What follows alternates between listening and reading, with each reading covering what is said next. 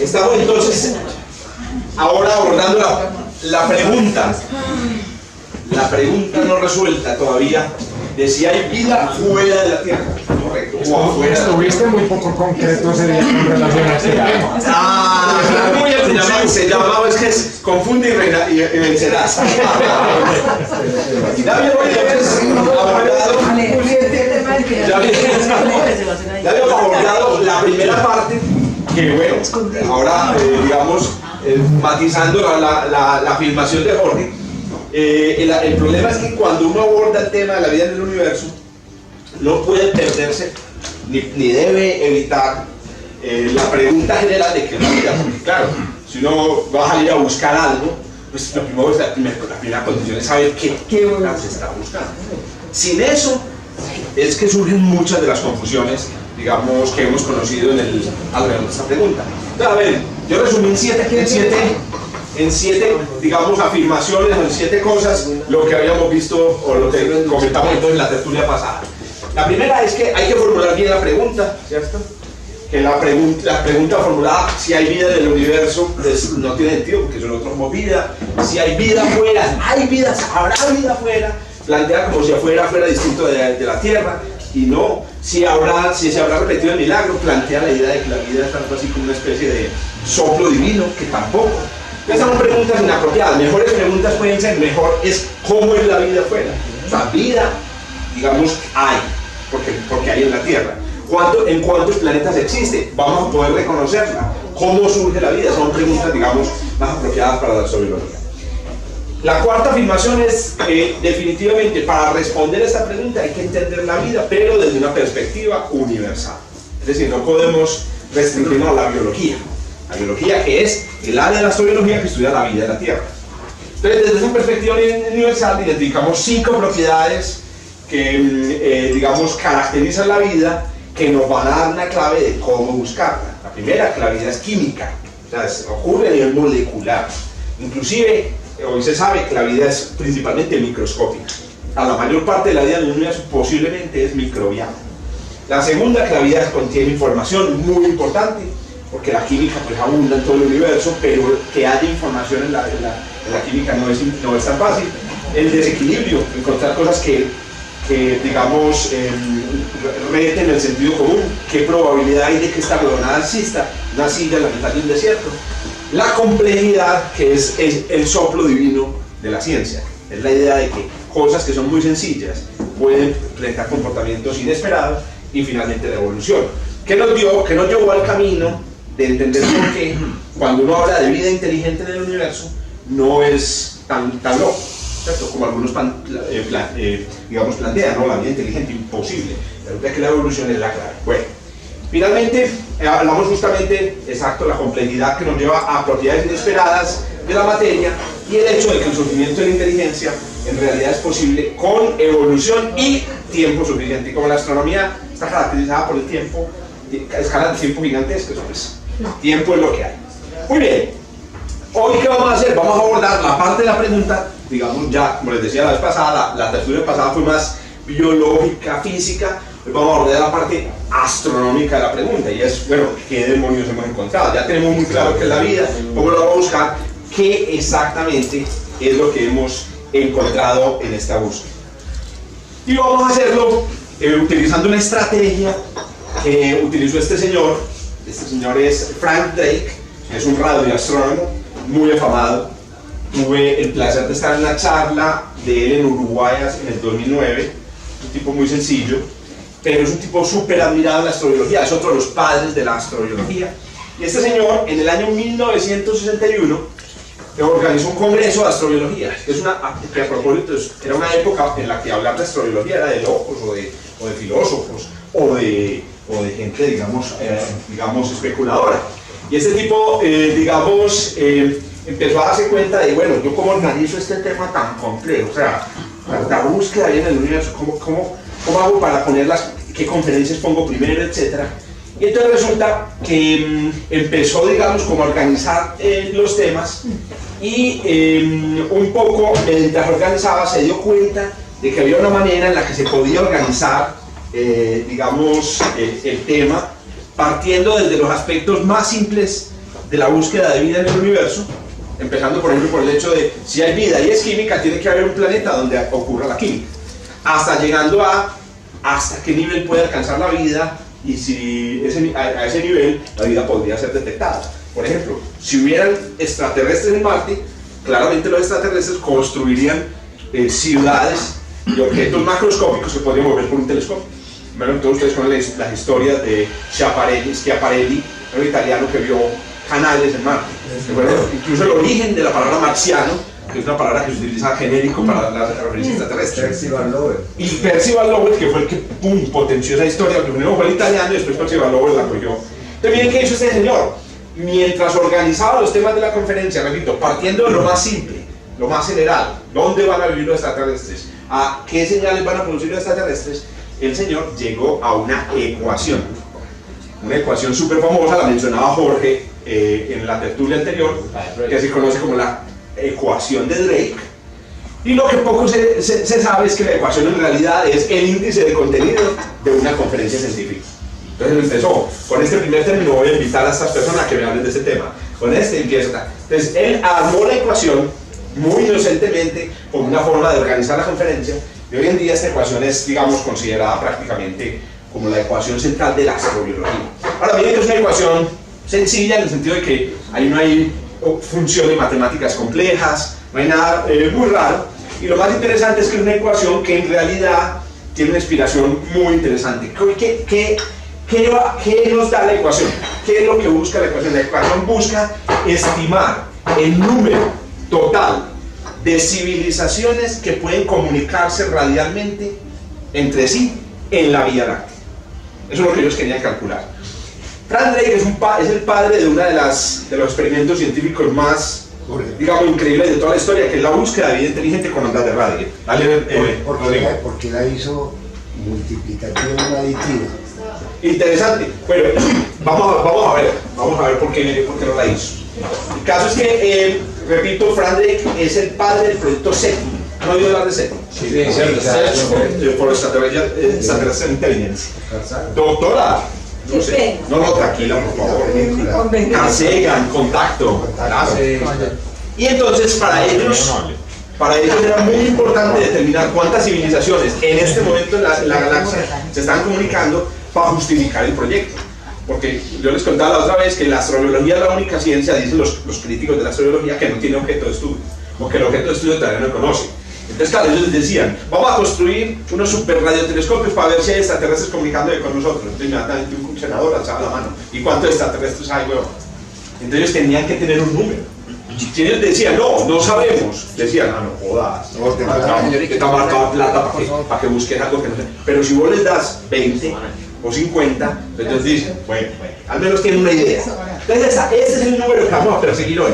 Vamos a buscar el número. ¿Cuántas civilizaciones comunicativas? Atención con eso, no estamos hablando de budistas. Yo no estoy buscando budistas, yo estoy buscando cazadores recolectores de otro planeta. Estoy buscando gente que quiera comunicarse con otras civilizaciones. Para entender un poco el sentido de la ecuación, una buena manera es utilizar una ecuación similar utilizada en otras áreas. La ecuación de Drake realmente hace parte de una familia de ecuaciones que se utilizan, son ecuaciones medio empíricas que se utilizan en muchas áreas de la estadística muy sencillas. En este caso, miren por ejemplo esta ecuación, es una ecuación que dice, vamos a calcular con cuántas personas usted podría establecer una relación romántica en una ciudad.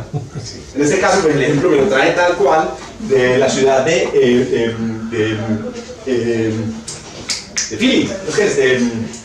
Filadelfia en los Estados Unidos. Entonces, ¿cuántas personas? Entonces, hagan la pregunta en Medellín, ¿cuántas personas en este momento hay en Medellín con las que ustedes podrían tener una relación romántica? ¿Correcto? Entonces dice, bueno, todo comienza con cuántas personas hay en Medellín. Entonces, supongamos que en Medellín, bueno, supongamos que en Filadelfia hay 1,5 millones de personas. Muy bien.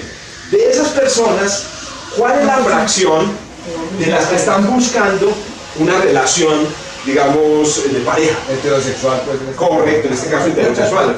No, muy importante. Bueno, aquí realmente usted puede cuadrar la ecuación para buscar las relaciones de pareja que quiera. Listo. Entonces aquí asumen que el 53% de la población. Entonces miren que es muy sencilla la idea. Claro, si hay 1,5 millones de personas y el 53% están buscando pareja, 700.000 personas están buscando pareja. De esas, ¿cuáles nunca se han casado? ¿Cierto? De esas, ¿cuáles tienen un grado de, digamos, universitario mayor? Claro, está buscando una pareja, digamos, educada, etc. Exacto. De esas, ¿cuáles tienen la edad apropiada, digamos, para una relación de pareja nueva? De esas, ¿cuál? Y a continuación usted, entonces, multiplica todos estos factores, y la razón por la que es multiplicativo y no aditivo es, ya, ahí sale automático, y de eso le produce cuántos individuos pueden haber en una ciudad con los que pueda establecer una relación de pareja. Es un filtro, Es como ir aplicando, exacto, en cada paso, un filtro, ir aplicando probabilidad. Exacto. La multiplicación de probabilidades, porque la teoría de probabilidades, para que se produzca un evento, ¿cierto? Muchas condiciones de la probabilidad de cada condición. Exacto.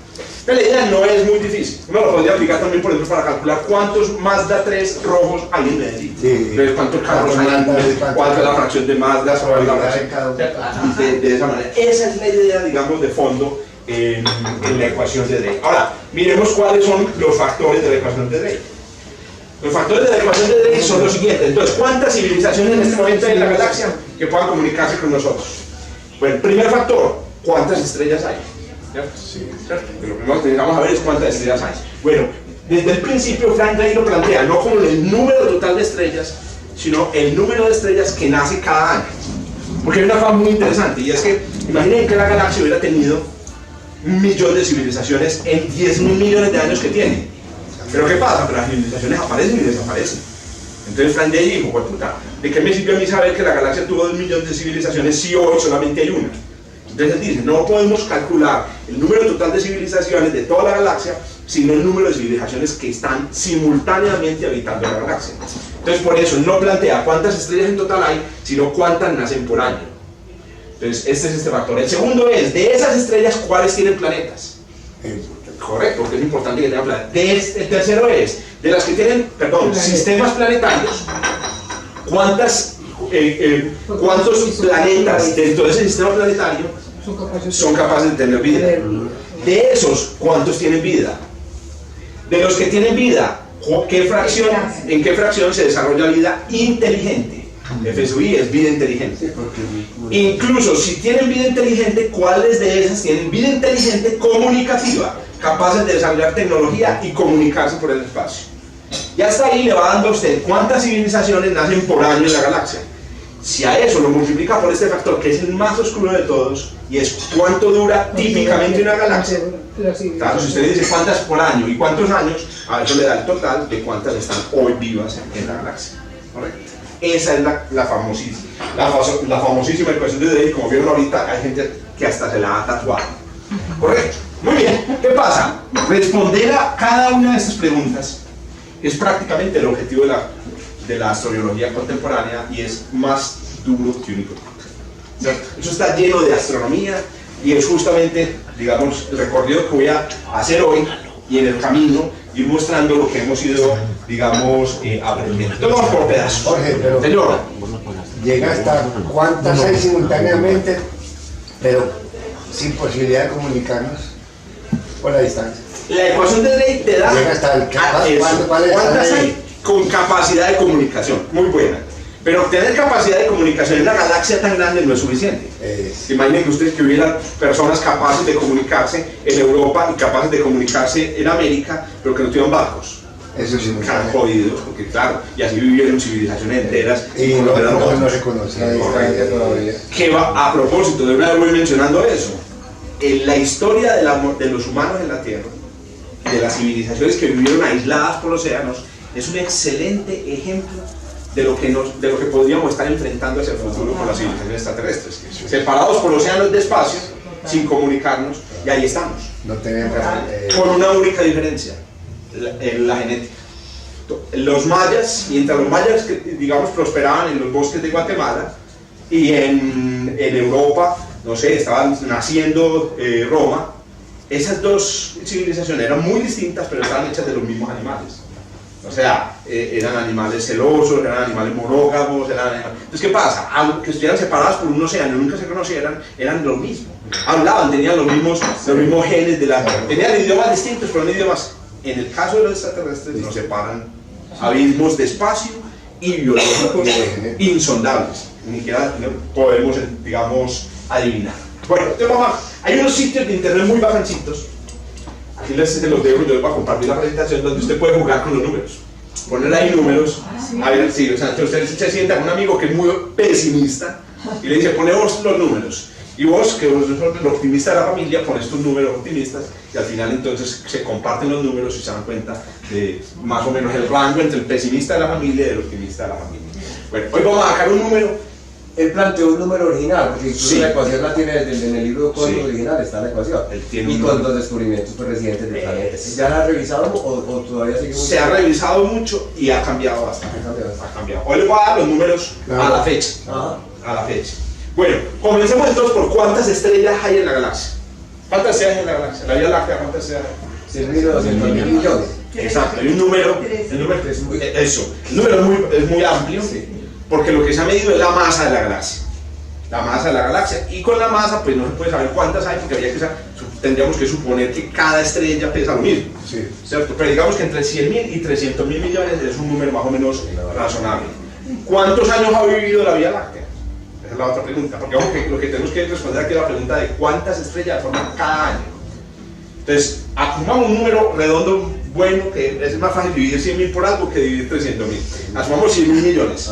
¿Cuánto ha vivido la galaxia? ¿Cuánto le pone la galaxia? 6 millones. 10.000 millones de años. Si uno quiere saber cuántas estrellas forman por año, hay que dividir esas dos cosas. 100.000 millones de estrellas dividido 10.000 millones de años. ¿Cuánto da eso? 100.000 millones dividido 10.000 millones da, pero es difícil con números muy grandes, pero uno cancela millón, Claro. uno cancela 1.000 100.000. y le queda 100 dividido 10. ¿Verdad? 10, correcto. 10. El estimativo es que más o menos en la galaxia, traje esta simulación, me parece muy chévere, es la simulación más realista que se ha hecho de la galaxia. Todo lo que ustedes están viendo ahí son estrellas reales, esas son nubes de gas reales, y esto fue hecho con los datos de Gaia, es un satélite que, digamos, ha recogido. Pero eso no es. Repito, esto no es una imagen real, Pues, pero cada punto de esa imagen es real, son datos reales, es una animación espectacular.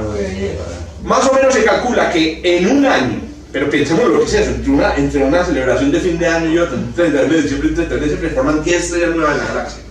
Ahora, hay un pequeño problema con ese número, y es que la historia de las galaxias es una historia violenta. La Vía Láctea hoy en día puede ser una galaxia que parezca muy, digamos, muy bonita, muy organizada, pero en realidad la historia de las galaxias es una historia de violencia, de choques. Esta es una simulación muy bacana del choque que va a ocurrir en el futuro entre la Vía Láctea y Andrómeda. Es una cosa muy bacana que uno ve que al final, miren que lo que se forma es un revoltijo de estrellas desordenado, como el de las galaxias elípticas, ¿correcto?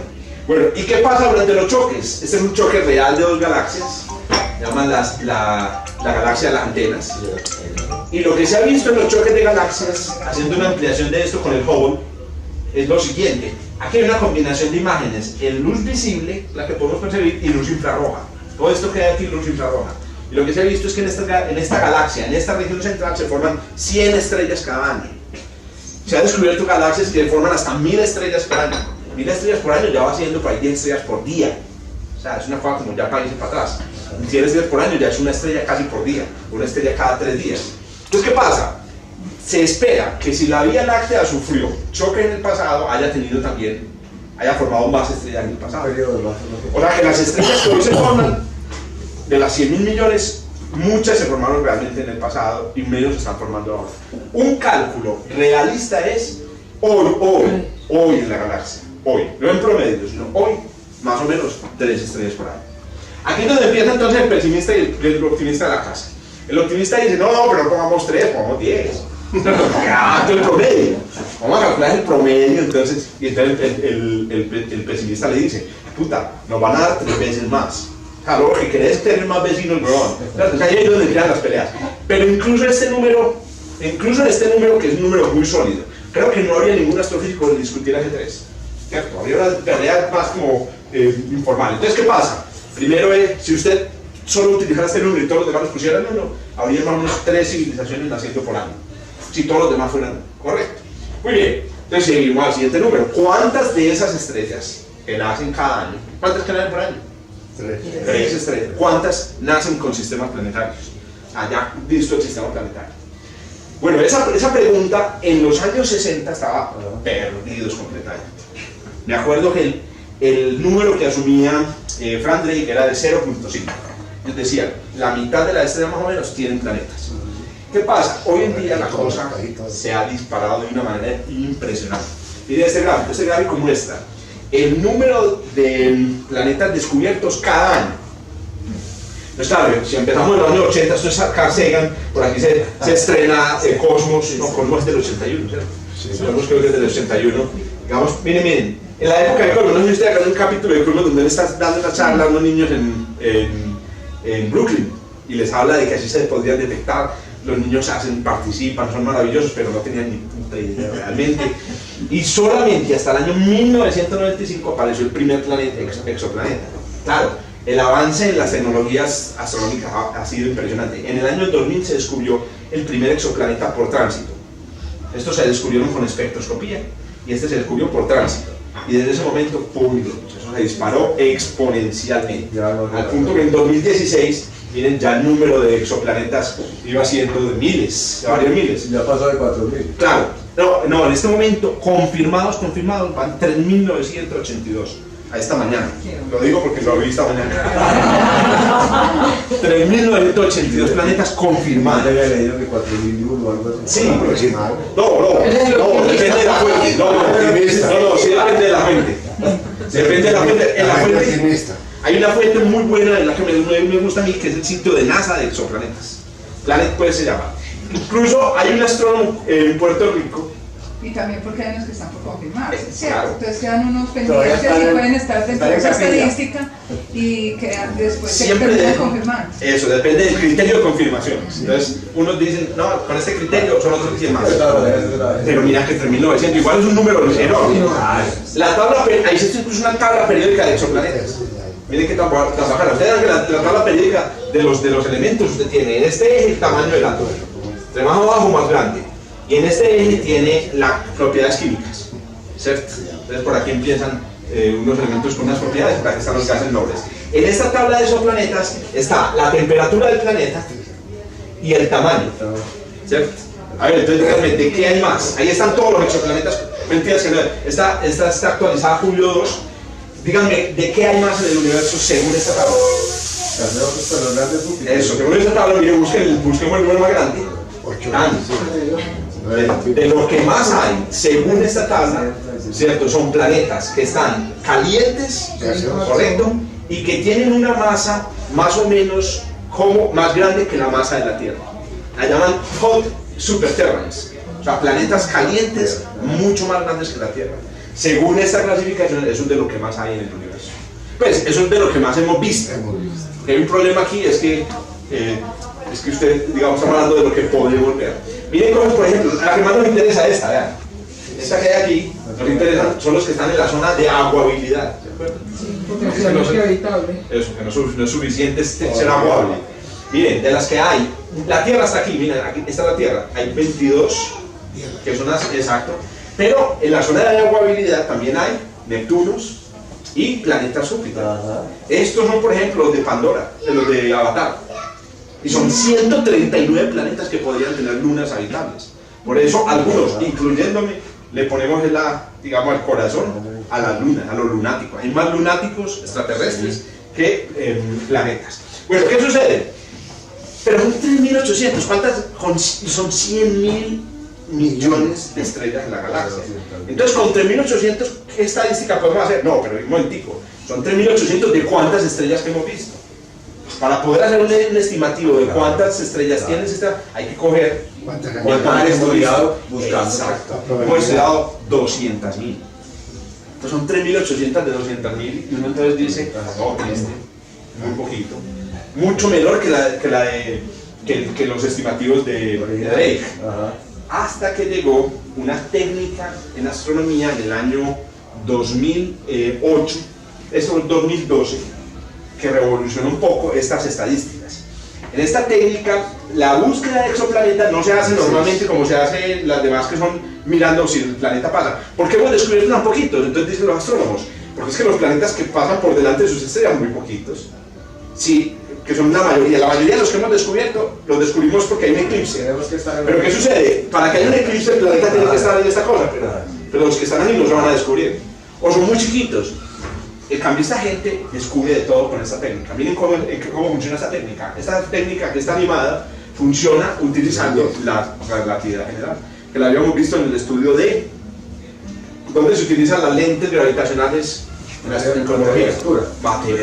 El descubrimiento de la materia oscura se utiliza el hecho de que la luz es desviada por los campos gravitacionales. También lo que sucede cuando un planeta o una estrella se atraviesa por azar delante de la visual a una estrella lejana. Lo que sucede es que por efecto de la desviación de la luz, miren, se forman dos imágenes virtuales aparentes de la estrella. Aquí vamos a ver las dos imágenes de la estrella, pero como está tan lejos esta estrella, no se ven las dos imágenes, sino que lo que uno ve es la luz sumada de las dos imágenes. ¿Cierto? Y entonces lo que va a suceder es que cuando el planeta o la estrella pasa delante de la de fondo, produce un aumento en el brillo. Pero así no tener el eclipse, esté por debajo, exacto, esté por arriba. Exacto, no se necesita pasar por encima. Muy bien, excelente, gracias Olga. Una cosa importantísima, y es que esta estrella que hay aquí, o este planeta, está muy lejos de la estrella de fondo. Puede estar en la mitad no es un planeta de la estrella, eso es importante. Este no es un planeta de esta estrella, sino que, claro, cuando uno mira hacia la galaxia hay muchísimas estrellas, y por azar otras pueden pasar por delante. Incluso pueden ser planetas errantes solitarios. Pueden ser planetas errantes solitarios. Bueno, les voy a mostrar una imagen real de este fenómeno. Esta es una imagen real. Miren lo que hay aquí. No parecía haber ninguna estrella, ¿cierto? Y de repente aparece una estrella nueva. Y lo más increíble es que el brillo de esa estrella nueva va cambiando de maneras extrañas.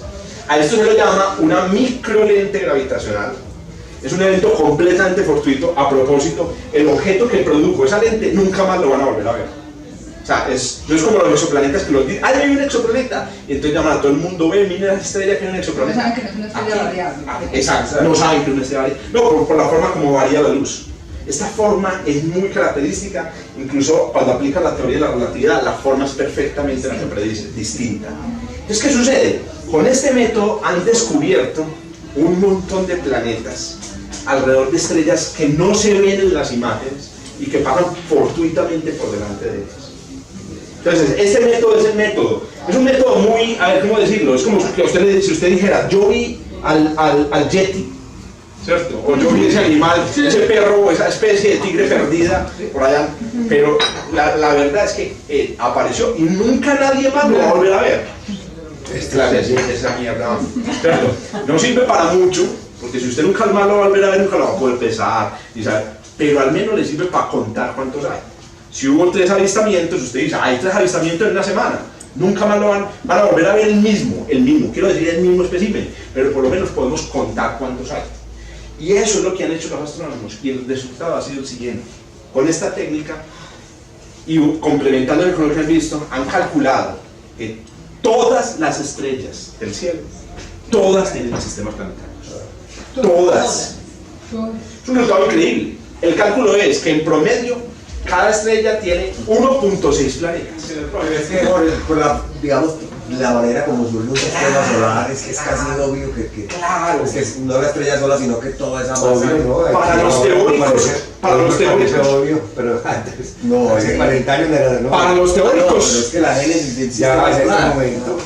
ya no quién fue el primero en proponer cómo se formaban los sistemas planetarios.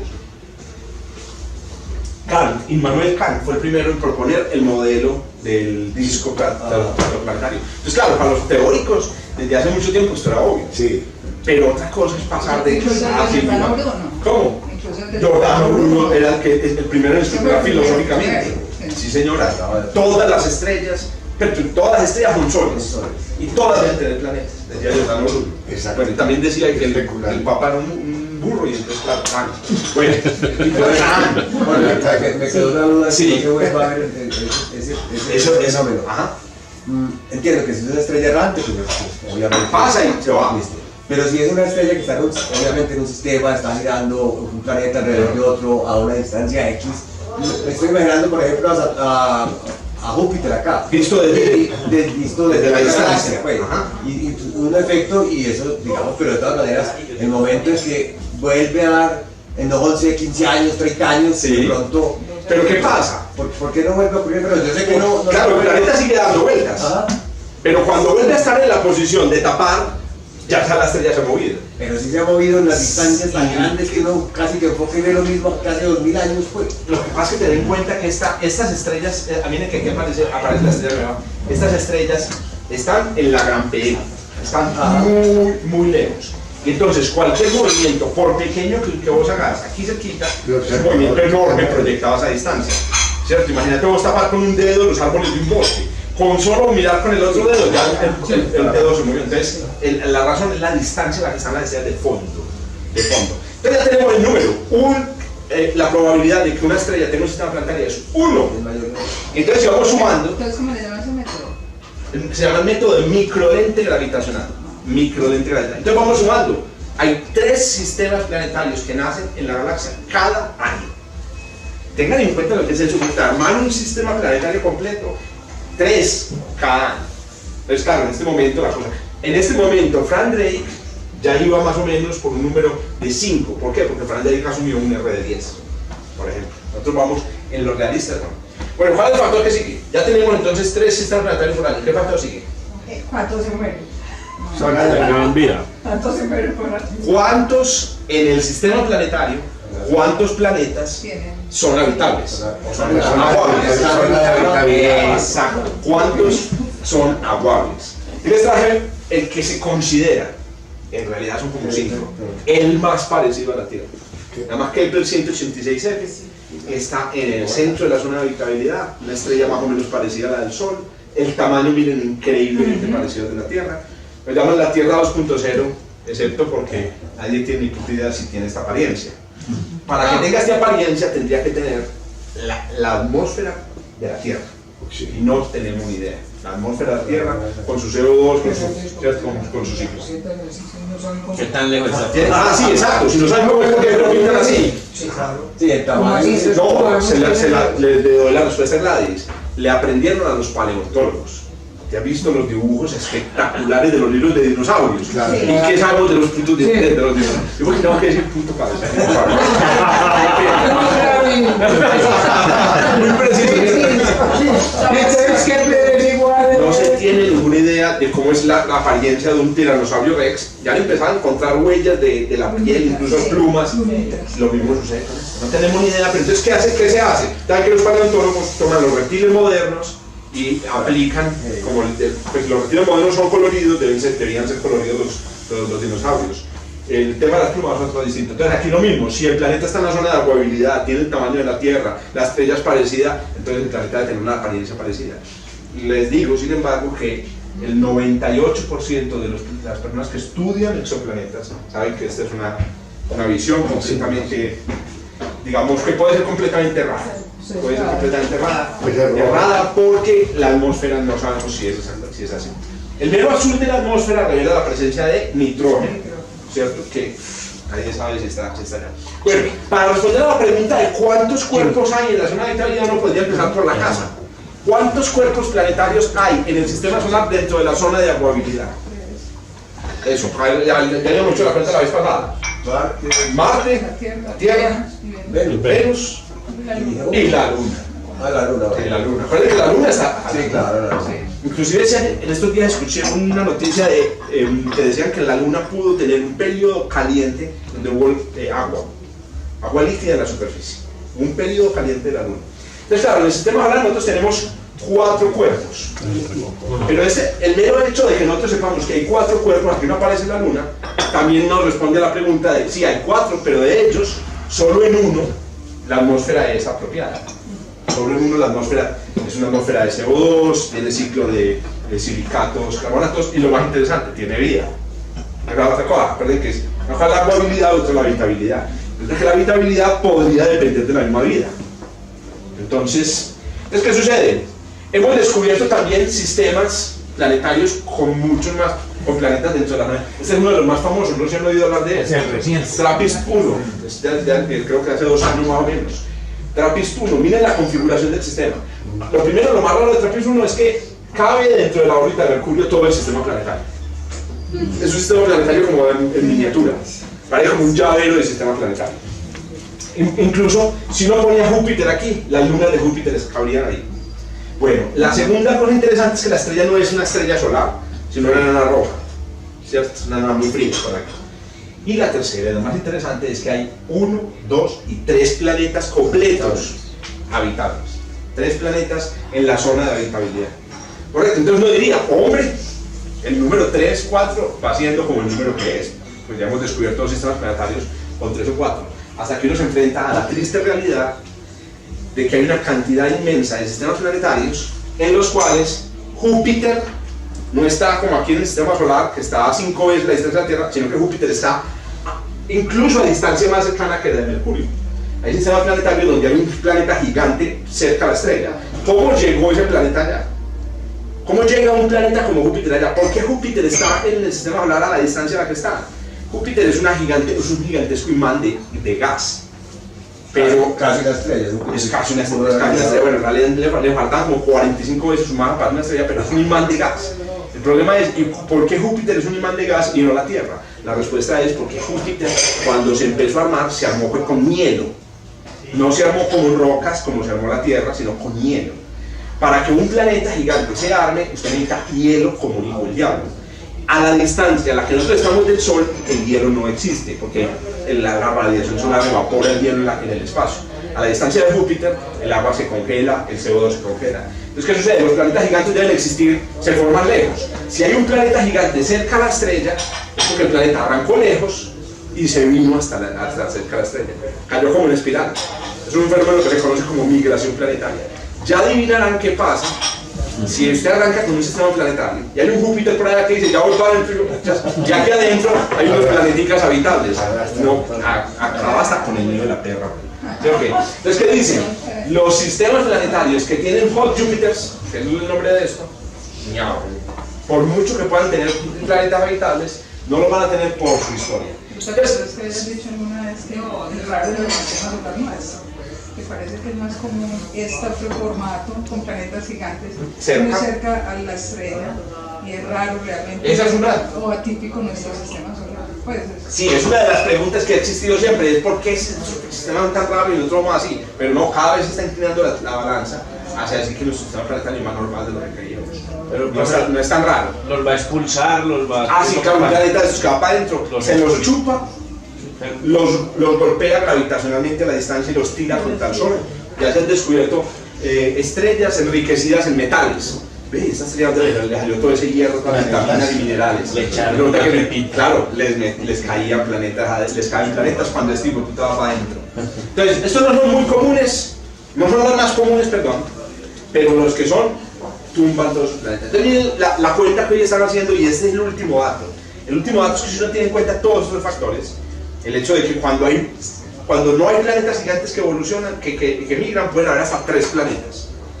Y el hecho de que efectivamente hay algunos planetas gigantes que migran, más o menos cuadra la cuenta de esta manera. El 40% de los sistemas planetarios son sistemas planetarios donde hay una Tierra. O sea, se calcula que en la Vía Láctea, ¿cuántas tierras pueden haber? O sea, planetas acuables. Si son el 40% de todos los sistemas planetarios. Hay 200.000 estrellas, entonces... Rondemos las 100.000 40.000 millones de planetas como la Tierra. De Tierra. No, 40.000. 40.000 millones. Más que aquí Pues es que se ya sobrepasa cualquier... Solamente en la galaxia. Exacto, habría ¿por cuántos? Por ser humano. 5 por cada ser humano. Por cada ser humano en la Tierra, ustedes pueden adjudicar 5 planetas como la Tierra en la galaxia. En la galaxia. Entonces, para cuadrar los números, 40% multiplicado más o menos por 4 o 3, le va dando uno un promedio de una Tierra por sistema planetario. Entonces, ojo con este 1. Este 1 no es que haya una Tierra por cada sistema planetario, no. Hay 3 o 4 y el 40% de los sistemas planetarios tienen tierras en la zona de habitabilidad. Entonces, al multiplicarlo, le da uno que este factor es 1. casualidad que de uno. Claro, entonces algunos dicen, no, seamos pues realistas, este factor debe ser para ir un centésimo. ¿Pero por qué? No seas tan optimista, hombre. Acordate que tiene que tener atmósfera, etc. No, bajémoslo a un millonésimo. Ahí empieza la pelea entre el pesimista y el optimista. La evidencia científica dice que es 1. Entonces ya vamos cuadrando esto. ¿Verdad? Cada año, según esta cosa, en la galaxia se forman 3 tierras habitables. Ténganlo en cuenta para el próximo cumpleaños. Cumpleaños feliz. Bueno, pide un deseo. Que los próximos 3 planetas habitables, ¿cierto?, sí tengan vida. Bueno, muy bien. Siguen los factores, dale. Y no se toma en cuenta la muerte, solamente los que se están muy interesante. y los que se están muriendo, los que se mueren para llegar a esa edad. Por eso Luce es que se toma por año, para no tener en cuenta la muerte. Porque la muerte es complicada. Es que el año tal, el otro. Exacto, había que estar haciendo estadísticas de cuántos murieron, cuántos nacieron. Entonces, para evitar eso, lo tomamos rata. Tomamos una rata. Profe, vamos en 3 planetas por año por la probabilidad de uno de que tengan sistemas planetarios, por punto 4 que sean tierras. ¿Dónde voy a olvidar? Muy interesante, exacto. El punto 4 es el dato aquí, digamos, del problema, que enredó la cosa. ¿Qué pasa? Acordate, ¿cuánto vale R? 3. 3. Este vale 1. ¿Por qué vale 1, no 1.6? Porque esta es la fracción de los que tengan sistemas planetarios. Después viene el número de tierras que hay por cada sistema planetario. Entonces, ¿qué pasa? Hay 4 tierras, pero con una probabilidad del 40%. Esto significa 4 por 4% le da dando 1.6. Pero si hay 3 por 40% le da dando 1.2. Entonces lo redondeamos a 1. Una tierra por sistema planetario. Les advierto lo siguiente. En este punto, hasta este punto va la ciencia. Ese número es sólido. Ese número no tiene mucha discusión. En realidad, el rango que hay aquí no es muy amplio para jugar. Excepto, como les digo, lo del tema, las cosas se ponen en color de hormiga. Es cuando uno empieza a decir, de esas tierras, ¿cuáles tienen vida? ¿Cuáles tienen vida? Aquí hay un dibujo muy bonito que muestra lo que podría ser un exoplaneta.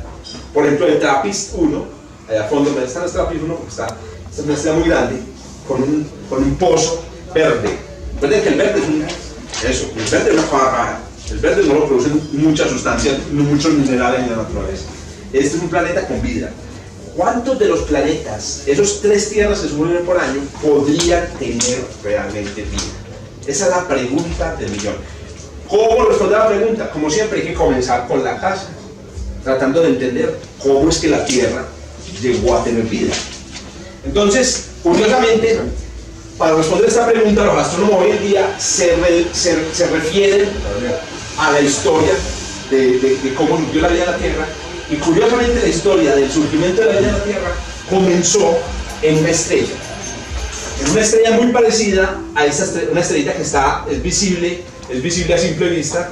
Se llama la estrella de Hind. La estrella de Hind, aquí está, se llama R. Leporis, cerca de la constelación famosísima de Orión. Constelación de Orión, es difícil de ubicar, realmente yo nunca la he visto. Yo soy un teórico, un astrofísico, ¿cierto? Aunque soy un aficionado, nunca he buscado esta estrella. Esta es una estrella súper especial. Es una estrella gigante. Es una gigante roja, llamada estrella carmesí de Hind. Tiene un color muy característico, es un rojizo relativamente intenso. Este es más o menos el tamaño que tiene de la estrella. La estrella carmesí. Bueno, esa es en la bendición, como digo yo. Yo soy profundamente ateo, pero un ateo, pero un ateo paisa. Un ateo paisa. No, yo lo que digo es que yo no puedo luchar contra la tradición oral. Eso sí me ha quedado muy difícil. Yo puedo luchar contra todas las tradiciones, pero la oral me queda más difícil. Bueno, entonces. María Purísima. Bueno, entonces por esa cruz bendita que la estrella es de ese tamaño. Llegué ya botado. Bueno, échese la bendición, no. Digamos, eleven sus plegarias a Baal, porque lo que ustedes están viendo ahí, repito, es el origen de la vida.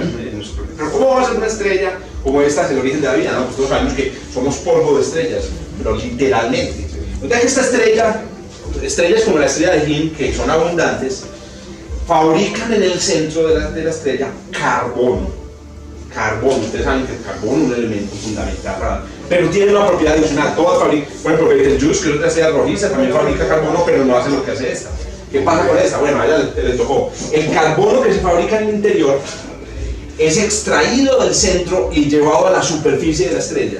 Un fenómeno que se llama dredge up en inglés, se llama como bombeo. Normalmente las estrellas fabrican elementos químicos nuevos, pero lo que no le cuentan a uno es que los elementos quedan enterrados en la estrella. ¿Por qué? Porque es que quedan metidos en el fondo. Pero estas estrellas logran bombear el carbono que fabrican a la superficie. ¿Por qué sabemos eso? Lo van sacando del interior, La mayoría de las estrellas no hace eso porque el interior de la estrella es estático. Por ejemplo, el Sol, el centro del Sol es estático, o sea, la materia no se mueve. La parte externa sí, la parte externa es como un sancocho.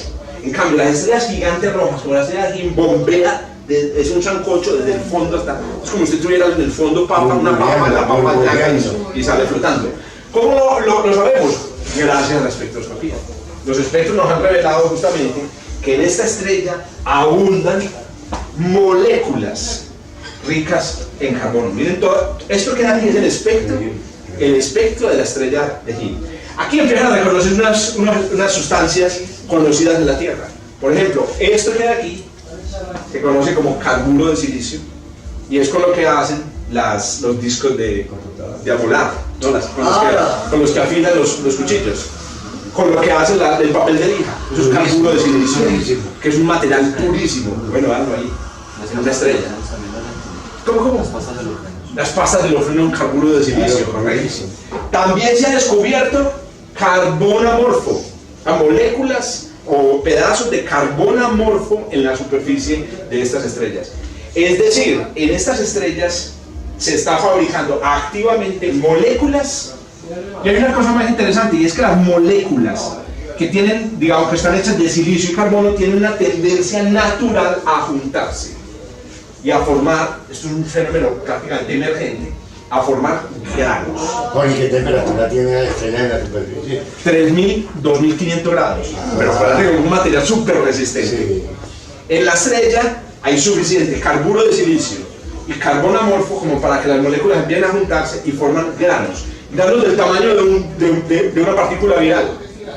No puse aquí la comparación, pero el tamaño del virus de la gripa es más o menos este. Y ese es el tamaño de estos granos. Todo el polvo que hay en la galaxia se fabricó así. Se fabrica en la atmósfera de estrellas como las supergigantes rojas. Todo el polvo. Bueno, ¿qué pasa? Resulta que, vean, en el dato, 1 gramo de cada kilo de la atmósfera de este tipo de estrellas es polvo. Estas estrellas mueren finalmente, todas las estrellas. Esta estrella está pasando por la última fase de su vida. Esta es una imagen real de la muerte de una de estas estrellas. Miren qué tan bonita es esta estructura como en capas. Y es porque la estrella tiene varias épocas de expulsión. Ella como que va respirando, va botando las capas. Y estas capas finalmente terminan en una estructura fantástica que se llama las nebulosas planetarias. Las estrellas como la estrella de carbono como esta terminan como nebulosas planetarias. Es un bonito cadáver de las cuales se ha hecho mucho estudio químico y aquí viene la sorpresa. ¿Cómo? Que son cadáveres químicos, correcto. Esta es una estrella muerta, todo está en la envoltura que es rica en todas estas sustancias, en polvo. Aquí está en el centro, el corazón de la estrella, que se llama una enana blanca o una estrella de electrones. ¿Cómo? No, el neutrón después a veces... no, en este caso, en las estrellas como estas, aquí hay una estrella de electrones, porque las de neutrones forman supernovas. Lo más interesante es que se ha estudiado la química de estas nebulosas, y este es el descubrimiento increíble que se ha encontrado. En estas nebulosas, sacando el espectro de estas nebulosas, se ha encontrado en abundancia una sustancia que se llama formilo. ¿Qué es el formilo? El formilo es uno de los precursores orgánicos más conocidos que existen. ¿Qué es un precursor orgánico? Es una molécula relativamente simple, formaldehído, ¿cierto? Tiene un átomo de carbono, un átomo de nitrógeno y átomos de hidrógeno. Perdón, formilio más hidrógeno forma formaldehído y con eso se fabrican cosas hechas de carbono y en particular se pueden crear sustancias orgánicas que son las que utilizamos, digamos, por ejemplo, abonos químicos, etc. Estamos hablando de que, ojo, no solamente los elementos químicos se fabrican en las estrellas, sino que las estrellas al morir mueren dejando en el exterior una inmensa cantidad de moléculas que son precursores orgánicos. Esas nubes finalmente se diluyen, se pierden y pasan a formar parte de lo que nosotros llamamos el medio interestelar, los gases difusos del medio interestelar. Y esos gases del medio interestelar forman las famosas nebulosas que todos conocemos, que básicamente son lugares donde el gas interestelar se concentra. Después de concentrarse, el polvo que se formó en las atmósferas de estas estrellas se concentra también. Lo que hace el polvo es muy interesante, tapa la luz. Nota que el gas normal, aquí hay gas, pero no se ve. Entonces es atravesado por la luz ultravioleta de las estrellas. Aquí hay gas, pero hay mucho polvo. Entonces la luz ultravioleta no alcanza a entrar adentro de la nube, y entonces el gas que hay adentro de la nube se enfría. Como el gas se enfría, entonces ya no tiene la tendencia a dispersarse tan fácil y empieza a caer sobre sí mismo, y ahí lo que estamos viendo es el nacimiento de las estrellas. Las estrellas nacen aquí. Eso se recicla. Entonces, ¿qué pasa? Entonces, aquí por ejemplo el mensaje. Entonces las estrellas se forman del resto de otras estrellas, no tan rápido. Las estrellas se forman de gas que ha sido contaminado por el material que dejó la muerte de otras estrellas. Por ejemplo, las primeras estrellas del universo no tenían polvo. ¿Por qué? Porque nacieron de gas que no había sido contaminado por polvo de otras estrellas. El polvo del que permitió la formación de nuestro sistema planetario nació en la atmósfera de estrellas como la estrella de Hindley. Esto es lo que hay que dejar claro. ¿Qué pasa? Resulta que el interior de estas nubes es un verdadero laboratorio de química. O sea, adentro hay polvo con moléculas orgánicas, precursores orgánicos, en los que se han descubierto moléculas súper complejas. Se ha estudiado más o menos, se ha estudiado el interior de estas nubes y han encontrado moléculas de una complejidad impresionante. En estas nubes han encontrado moléculas que van desde... Esto que aquí no es el espectro de la orina de un drogadicto, está llena de sustancias. Esta es el espectro de una nube de gas en la que se están formando estrellas y planetas. ¿Y qué ve uno ahí? Puras sustancias orgánicas. Yo soy aquí de química orgánica bastante, yo tampoco. Lo importante es, si usted llama un químico orgánico, él veía ahí, puta, que es una fábrica de metanfetaminas y de drogas, hay pedazos de cocaína ahí, digamos, metidos. Se han descubierto moléculas que van desde, por ejemplo, el ácido acético, muy utilizado, el formaldehído. Han descubierto la molécula, ¿cómo se llama la molécula de la aspirina? Ácido salicílico. Se ha descubierto completo el ácido salicílico en los gases y el polvo del que se forman las estrellas. Esto para decir simplemente que la astrofísica moderna, porque esto es una cosa de 20 años que hemos podido hacer estas observaciones que son muy difíciles de hacer, nos ha mostrado que el lugar en el que se forman las estrellas está llena de las sustancias de las que comenzó la vida. Estas sustancias se juntan, ¿cierto?, para formar una estrella. La estrella está girando y como gira, no todo el material cae en ella. Mucho material, bueno, en realidad más o menos como el 1% del material con el que se puede hacer una estrella queda dando vueltas alrededor de la estrella. Y es en este lugar, en ese material que gira alrededor de la estrella, donde se forman finalmente los planetas. Entonces, si usted hace una cuenta, toda esa, digamos, esa frase bíblica de polvo eres, ¿cierto? Polvo te has de convertir, ¿cierto? Es literal. Es literal, ¿cierto? La formación de nuestro planeta básicamente comenzó con polvo formado en la superficie de una estrella. Lo bueno es que no hay toque divino, ¿cierto? En realidad somos polvo, pero sin toque divino. Todos son procesos físicos, químicos, astronómicos supremamente. Hay un único problema con esta imagen de la formación, porque uno dice, listo, ustedes miren, cuando uno ve esta imagen uno dice, pucha, eso está ahí tachonado de moléculas orgánicas. No, puta, uno estornuda ahí y pucha, inmediatamente forma una bacteria. El único problema es que los procesos que forman los planetas son súper violentos. Súper violentos. O sea, la Tierra no nació, hace como 3 días salió una noticia donde contaban que la Tierra, cuando se formó la Luna, era un planeta prácticamente líquido. O sea, la superficie de la Tierra estaba completamente líquida. Una cosa que se llama un océano de magma. Entonces, cuando se formó la Luna, que la Luna se formó con un choque contra la Tierra, la Luna prácticamente chocó, fue el objeto que chocó contra la Tierra, que era un planeta más o menos de, bueno, un embrión planetario que se murió, se chocó contra una bola líquida. lo que voló fue líquido alzazo. La Tierra y la Luna se formaron en un proceso súper violento. En el proceso, todo lo orgánico desapareció. O sea, la Tierra primitiva no tenía nada orgánico. Eso era roca. Con las moléculas orgánicas no soportan ninguna temperatura. Pero ¿qué pasa? Que del material que formó los planetas hay una cantidad increíblemente grande de material que sobrevivió al impacto. Esa cantidad increíblemente grande de material que sobrevivió al impacto forma hoy lo que llamamos los asteroides, los cometas. Los asteroides y los cometas son lugares en donde uno nunca pensaría que hay una cosa con vida, y resulta que son los que están tachonados de ricos, están llenos de sustancias que podrían arrancar la vida. La idea hoy en día es que muchas de las sustancias orgánicas que pudieron haber arrancado la vida en la Tierra llovieron justamente del cielo como asteroides, trayendo las sustancias orgánicas. Yo me imagino que todos ustedes desde el colegio leyeron a Oparín. A todos nos leyeron a leer a Oparín, ¿o no? Que hablan del modelo del caldo primordial. En clase de biología en el colegio, el modelo era: la vida se formó en el océano, rayos, la atmósfera, ¿cierto? Y ese modelo es súper problemático porque el océano es muy grande y es como hacer un arroz aguado, una sopa aguada, ¿cierto? Nadie hace algo tan complejo como la vida en una sopa aguada, ¿cierto? Primer problema. Y el segundo problema es que en realidad el paso de sustancias súper simples a una célula es muy difícil. Pero si la cosa fue así, la Tierra se formó estéril, cero moléculas orgánicas o moléculas orgánicas muy simples que se formaron después. Pero después cayeron asteroides y cometas llenos de ácido acetilsalicílico. Ya por lo menos teníamos la foto inicial para los dolores de cabeza, la vida del futuro. Entonces, la idea es: la vida pudo haber llovido, y tenemos evidencia de cosas así en los meteoritos que incluso hoy encontramos. Se han encontrado, es un meteorito real. Los meteoritos, bueno, los meteoritos saben que se coleccionan, tienen valor y son muy costosos. ¿Entre cuánto y cuánto?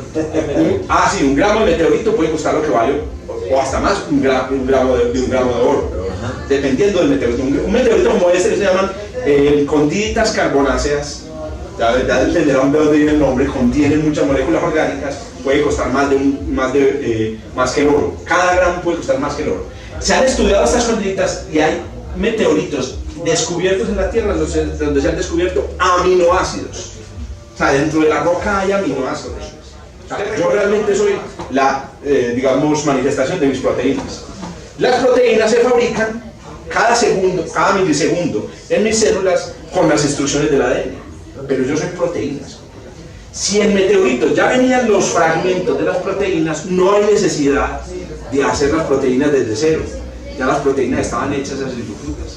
Todavía está cayendo, y están cayendo en todos los cuerpos del sistema solar. Ese es el punto. Todos los cuerpos del sistema solar están cayendo. Han encontrado, repito, sustancias súper complicadas en los meteoritos. Lo más increíble de los meteoritos, y con eso cierro toda esta presentación que más o menos presenta como la visión moderna astronómica de cómo pudo haber surgido la vida en la Tierra, es que han hecho unos experimentos increíbles con meteoritos. Este es un experimento real. Cogieron un meteorito de estos condritas carbonáceas, lo picaron, lo rasparon y lo echaron en agua a ver qué pasaba. Y lo primero que pasó fue que las sustancias orgánicas que había en el meteorito formaron esto que ustedes ven acá. ¿Qué se parece a este man? Células. Uno de los grandes misterios del origen de la vida es en qué momento se formaron las células. Porque uno dice, bueno, que forma una proteína es una molécula flotante. Pero ¿en qué momento se formaron las células? ¿Qué importancia tienen las células? Una célula es esto. ¿Qué es una célula? En realidad, esto que ustedes ven aquí es lo que llamamos los paisas, digamos, ¿cómo se dice? Bueno, muy montañeramente lo llamamos un ojo de una sopa. ¿Cómo se llaman?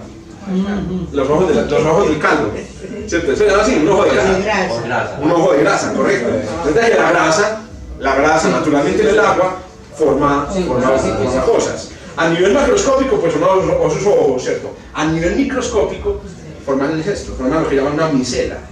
Y es que las moléculas grasas tienen un lado que le gusta el agua y a otro lado no le gusta el agua. Es bien lo que sucede. La molécula es como un pin. Las moléculas de grasa son como ¿cómo se llama? Un chinche. Hay una cabeza que le gusta el agua y una que no le gusta el agua. Entonces, ¿qué sucede? Miren lo que hacen las moléculas. Inmediatamente forman una estructura de tal manera que el lado que le gusta el agua queda para afuera y el lado que no le gusta queda para adentro. La cosa más evolucionada ocurre cuando por dentro todavía hay grasa y se pegan de tal manera que adentro quede agua y afuera agua. Y esto de aquí forma una barrera que separa el interior y el exterior, y esa barrera es una barrera bilipídica, que es la pared, digamos la membrana celular. Y eso se hace raspando un meteorito y echándole en agua, marica. Perdón, pues marica, no había necesidad de decirlo. Eso no lo dice, no se revela la sorpresa. La membrana celular es súper importante porque si se hubieran formado proteínas y ADN en el ambiente libre, de ahí no sale nada. Nada. La membrana celular garantiza que el ADN pueda mantenerse estable sin que sea destruido por el calor y las sustancias externas, y sobre todo es el que permite la evolución y sobre todo la construcción de información. Miren, en el agua de Oparín las moléculas orgánicas hubieran formado un caldo así. ¿Se acuerdan del el pseudocheco? Sí. Con las paredes bilipídicas y con mucho tiempo, no sabemos cuánto exactamente, se puede formar ya checo, ¿correcto? Entonces, el origen de la información surgió cuando estas moléculas quedan atrapadas en estas paredes bilipídicas y pueden empezar a evolucionar. Solo hay un misterio que queda, que todavía no se ha podido resolver, y es que las células tienen unas proteínas en la superficie por las que pasan cosas y entran cosas.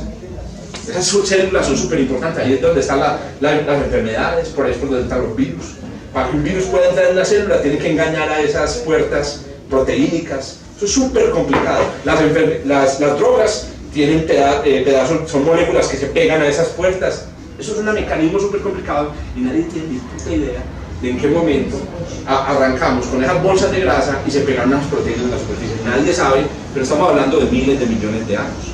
Todo esto simplemente para decir que si los meteoritos, ¿cierto?, traen la vida, pues contienen los precursores químicos de la vida, no es muy difícil pensar que la aparición de la vida no es tan difícil, ¿cierto?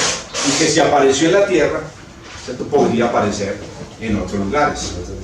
Entonces, todo este análisis ha llevado a pensar a los astrónomos que el factor importante que nosotros estamos considerando aquí, que es este factor FL, vale 1 también.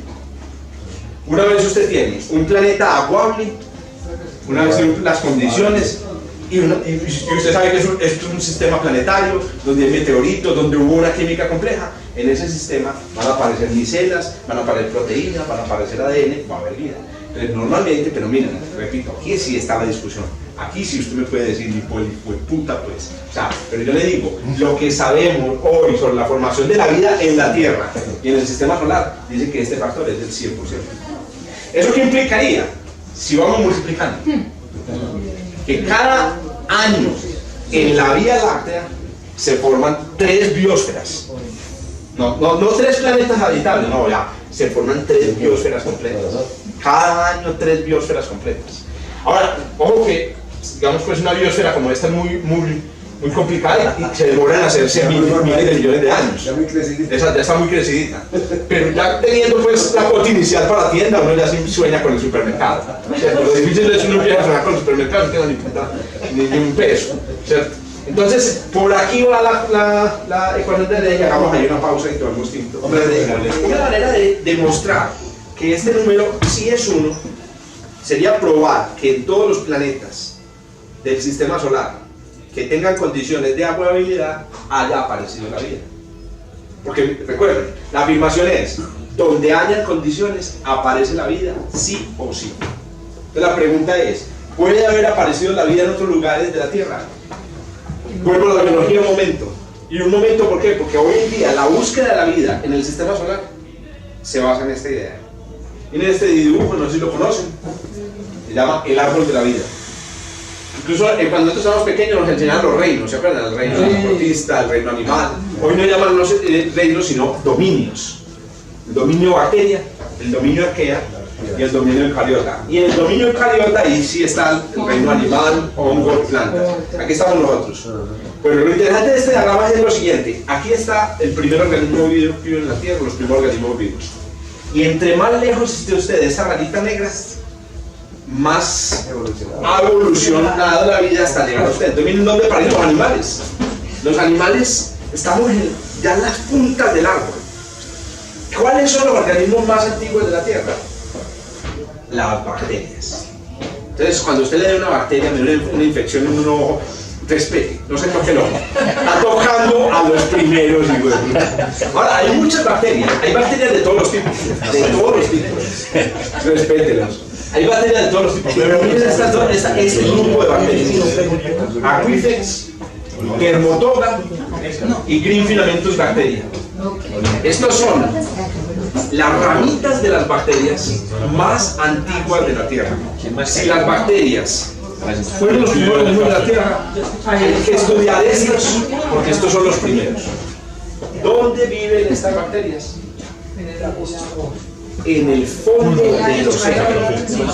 Ahí viene la pregunta, creo que una pregunta de Gladys. En el fondo del océano. Estas bacterias, las más antiguas de la Tierra, viven pegadas alrededor de una cosa que llaman fumarolas hidrotermales, que es donde sale magma. Y entonces ahí, ¿por qué no puede llegar a la vida? No llegar de otra parte, sino que se creó en el océano. Entonces miren cuál es el modelo que están pensando. La vida, la materia orgánica llovió en los meteoritos, cayó al océano, y el del océano se depositó hasta el fondo. Llegó a estos lugares, ¿y qué tienen de especial estos lugares? En estos lugares hay calor, es energía química. Allá abunda en química, pero no hay sol. Y entonces aquí viene una ruptura con una idea que existía siempre, y es que la vida necesita el sol. No, señor. La vida en la Tierra, según 2019, nació en la más absoluta oscuridad. Porque el sol se necesita, el sol lo descubrieron fue después.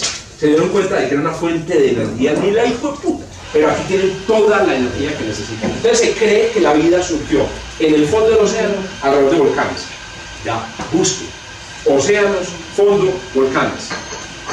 Marte. Océano, fondo, volcanes. Venus. Pero hace 3.000 millones de años. O sea, Marte tuvo todas las condiciones de 3.000 millones de años. Fondo, océano, volcanes. Entonces, ¿qué sucede? Llueven meteoritos porque no hay vida en Marte. Claro que debe haber vida en Marte. Claro, pero hoy no hay, porque hoy no hay ni fondo ni océano. No, momentico. Una de las características que tiene la vida es que una vez se le pega a uno. No se despega. Exacto. La vida es una enfermedad mortal, dicen también, ¿cierto? La vida es una enfermedad mortal y una vez se pega, no se despega. Entonces, las búsquedas que se han hecho de vida, hablando ahorita del libro de tu tío, las búsquedas que se han hecho de vida hasta ahora en Marte es de vida fósil, o sea, vida que existió, o vida remanente. O sea, Marte pudo haber adquirido una enfermedad bacteriana y hoy en día todavía tener las bacterias por ahí. El experimento más famoso de búsqueda de Marte lo hizo las Viking en finales de los 70, y un experimento súper interesante. Y eso lo digo por si un día van a Marte y quieren hacer un experimento para cómo saber si hay vida en el suelo marciano. La otra vez les mostré, no, hay que mirar si hay química, si hay información, etc. Algo así. Primero lo que hicieron, cogieron el coso que chupaba tierra y le echaba una sopita. Pero la sopita era radiactiva. Digo, no es tan malo, no. Llega la Marte y la primera comunicación con la bacteria es echarle una sopa radiactiva. La sopa radiactiva tiene carbono 14 y azufre 35. Entonces, ¿qué hace? Esta es la hipótesis. Si hay bacterias, estas sopitas se chupan ese carbono, ese azufre, y el metabolismo siempre produce gases. Entonces, las bacterias, claro, absorben y después botan gases. El metano, por ejemplo, del estómago de las vacas, el estómago nuestro, es producido por el metabolismo. Entonces, ¿qué pasa? Si las bacterias que hay aquí se tomaban la sopita, van a exhalar carbono 14. Entonces hay un sensor aquí de radioactividad que mide si sale carbono 14. Pero hay un pequeño problema, y es que ese mismo carbono 14 que absorbió el suelo lo pudo haber liberado por razones no biológicas. Y entonces aquí entran el ingenio de estos hipotéticos. Vamos a ver si es biológico o no biológico. Una manera de probar si es biológico es que usted coge el suelo, le da sopita, sale carbono 14, podría haber bacterias, calentémoslo. La vida tiene una sensibilidad increíble al calor. Entonces ustedes saben que más allá de 50 grados todo se muere. Hay bacterias que logran soportar 120 grados de temperatura, es una resistencia extrema. Y ustedes saben que un niño a 42 grados es un niño que va a morir. ¿cierto? La razón por la que uno se muere, por la que se muere uno cuando las temperaturas son muy altas, es que las proteínas se abren. Las proteínas actúan es cuando están plegadas. El huevo está transparente porque las proteínas están plegadas, y es transparente porque las proteínas son bolitas chiquiticas. Cuando uno calienta el huevo, las proteínas se abren y se vuelve opaco, por eso es que el huevo se vuelve blanco.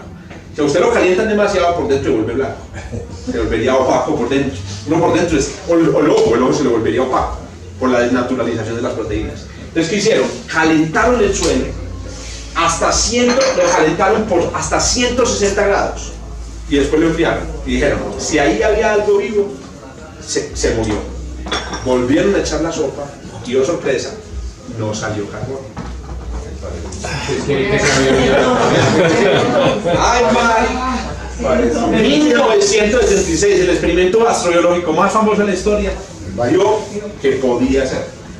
El problema fue que en 2018 tenía que llegar alguien para embarrar. La sonda Phoenix Lander, hizo unas medidas de la química, no de la biología, y descubrió que el suelo de Marte está lleno de una sustancia que llaman percloratos, unas sustancias de cloro que es como jabón, que pueden, que pueden falsear todos los experimentos biológicos. O sea que los experimentos que usted haga en un suelo con perclorato son experimentos que básicamente son falsos. Algunos dicen que el perclorato del suelo marciano es debido a las sustancias que llevan las naves espaciales. O sea que el perclorato, la nave espacial aterriza y contamina con perclorato. O sea, nosotros mismos podríamos ir sucios y no dejar hacer los experimentos. Entonces habría que, todas las naves que han llevado a otros planetas las han limpiado de bacterias para que no vayan a contaminar a Marte, pero no de otros químicos. Entonces estos químicos son del combustible, del cohete. Entonces en este momento estamos en la olla. Lo que tenemos de experimentos astrobiológicos, excepto un experimento que Marte es el único planeta del sistema solar, además de la Tierra, que tiene satélites artificiales propios. Orbitan, son satélites de comunicaciones y tienen telescopios artificiales. Uno de esos telescopios detectó que Marte, la atmósfera de Marte produce metano, y el metano lo producen ciertas partes del planeta. Metano es desecho de bacterias. Y hay una cosa muy especial, donde hay metano, si usted produce mucho metano y lo deja de producir, el metano se acaba en unos años. En Marte hay metano permanentemente. Este es la última, la punta de la investigación astrobiológica en Marte. En Marte hay metano. Podrían haber bacterias produciendo metano. El problema es que las bacterias podrían estar viviendo debajo de la superficie, o sea que hay que llevar astronautas para que hagan un hueco por ahí de 2 metros y hagan experimentos. También hay hielo en Marte, ¿cierto? Hay hielo. Y el hielo puede ser más probable, puedes buscar en el hielo. Hace 2 días salió, el hielo de los polos de Marte es el agua, es que no es principalmente agua, el agua de los océanos congelados de Marte. O sea, en esa agua podrían haber restos de microorganismos entonces hay que ir a los polos y sacar hielo. Es más difícil de lo que ya les conté por qué es tan difícil ir a Marte. Exacto. Porque no va, pero frene. La frenada es más dura que una porque no hay aire para frenar. Todas las naves espaciales frenan con aire. Pero si hay sondas que están investigando. En este momento hay una sonda que se llama InSight que llevó un taladro. Pero ese taladro solo tiene un sensor térmico y eléctrico. O sea, solo lo único que da es temperatura.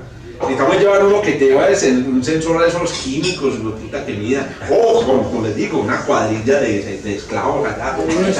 Acabar a ver si podemos encontrar algo. De hecho, Jorge, la sonda que envió la Agencia Espacial Europea se destortilló, ¿no? No pudo frenar. Ah, sí, exacto. Una de ellas llevaba un satélite y una aterrizadora. Y se destornilló. Jorge, Venus cualquier muy caliente meteorito que caiga se muere. Pues si tiene. Exacto. Venus, en Marte, ojo pues, el último océano que vieron en Marte, el último paseo al mar de Marte fue hace 3.000 millones de años. Hace muchísimo. En Venus hace 700 millones. O sea, cuando la vida en la Tierra empezó a formarse macroscópicamente, en Marte se estaba acabando. En Venus se estaba muriendo la vida, si hubo vida. Y en la Tierra estaba floreciendo. Algunos especulan que pudo haber habido una transferencia. Sí. Cuando uno Emigración. un órgano, una Migración. Donación. La zona de habitabilidad sí funciona. Sí. Claro, porque ocurrió en el pasado. Exacto, en los exacto. Es más, es que el borde de la zona de habitabilidad se llama Late Venus, o sea, el Venus tardío, y Early Mars. O sea, el lugar donde la vida se formó temprano, donde se formó tarde y donde hoy hay vida. ¿Cierto? Bueno, ¿qué pasa? Vean todos estos cuerpos. Todos los cuerpos que ustedes ven aquí son lugares donde podría haber vida. Europa, un océano interior, Titán, Tritón, Tritón es la luna de Neptuno, Ganímedes, luna de Júpiter, Calixto, todos tienen océanos interiores, pero miren esta belleza, una porquería chiquitica del tamaño de Colombia, es hoy el tema. Todos están por fuera, como dijo ahorita, de la zona de habitabilidad, todos están por fuera. Esperando por Europa. Europa está alrededor del acelerador de partículas más grande del sistema solar. Cualquier cosa puesta en la superficie de Europa se muere por la radiación. Se hace calculado. Usted pone ya la bacteria más resistente de la Tierra, pone un frasquito en la superficie de Europa y a los 3 minutos se murieron todas las bacterias por la radiación atrapada alrededor de Júpiter. No luz, sino partículas energéticas. Hay una película, búsquenla, Netflix. El campo magnético de Júpiter que debe cubrir a Europa. Sí. No la protege. No la protege, antes la daña. La protege del sol, pero ella misma la daña. Hay una película en Netflix, se llama Europa Report, que es una misión astrobiológica a Europa. Y es muy bacana, y una de las cosas que muestran ahí es que el problema lo más peligroso allá es salir. Un astronauta salga, camina, no. En la Luna aguantan, ellos incluso hicieron caminatas de 4 o 5 horas. En Europa, 2 minutos usted muere. Pero debajo, 10 kilómetros, usted podría tener vida. Vida en un océano subterráneo. Ahora, es muy rara. Repito, en este océano, para un animal salir por una de estas grietas sería como para nosotros ir al espacio. O sea, para ellos lo que hay afuera de la Luna es tan misterioso como para nosotros lo que hay en otros planetas. Enceladus es el más prometedor de todos. Aquí está ampliado, pero recuerden que Enceladus es del tamaño de Colombia. Es una luna de Saturno. ¿Qué tiene de especial Enceladus? De Enceladus sale agua, salen chorros de agua. Y hay una nave, en la nave Cassini la hicieron pasar 7 veces por estos chorros. Para bañarla. Impresionante. ¿Y qué descubrieron? En los chorros, arena. ¿De dónde sale arena con agua? ¿Dónde hay arena con agua? Solo hay arena con agua si dentro de Enceladus hay volcanes que están revolviendo la arena de las rocas. Entonces resulta que Enceladus es el único lugar, aparte de la Tierra, casi confirmado sin ninguna duda, que tiene volcanes submarinos, que a propósito es donde surge la vida. Fumarolas. Sí. Fumarolas hidrotermales submarinas. Entonces, ¿qué pasa? Enceladus es hoy el mejor candidato al sistema solar donde podría haber vida. Entonces, miren, con esto, ¿cómo? A pesar de tener esta capacidad. En este momento están planeando una misión alrededor de Saturno para volver a pasar una nave por aquí, pero ya sensible a moléculas orgánicas, para ver si hay de pronto bacterias, etc. Todo esto simplemente para reforzar la idea de que miren, en lugar del sistema solar donde haya agua, es lugar donde pudo haber vida. Que no hayamos descubierto todavía nada no significa que no lo vaya a ver, pero parece que están todas las condiciones.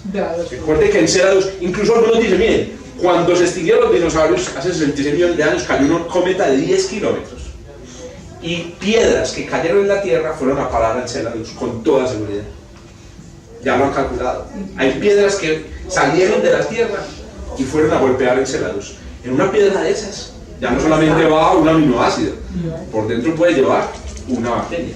Entonces, en Enceladus podría haber, por ejemplo, vida de la Tierra. Comparado con la Luna, ¿qué tamaño es Enceladus? No, mucho más pequeño. Sí, Enceladus tiene como 1000 kilómetros, la tercera parte de la Luna. O sea, la gravedad es muy bajita, es muy bajita. Muy bien, sigamos con los términos. Entremos a los términos más. Este es el término, los términos que estabas esperando desesperadamente y apreciado por. Estás muy tímido. Estás muy tímido. Llegamos donde era. Llegamos donde era. Afortunadamente reservé solamente poco tiempo. Bueno.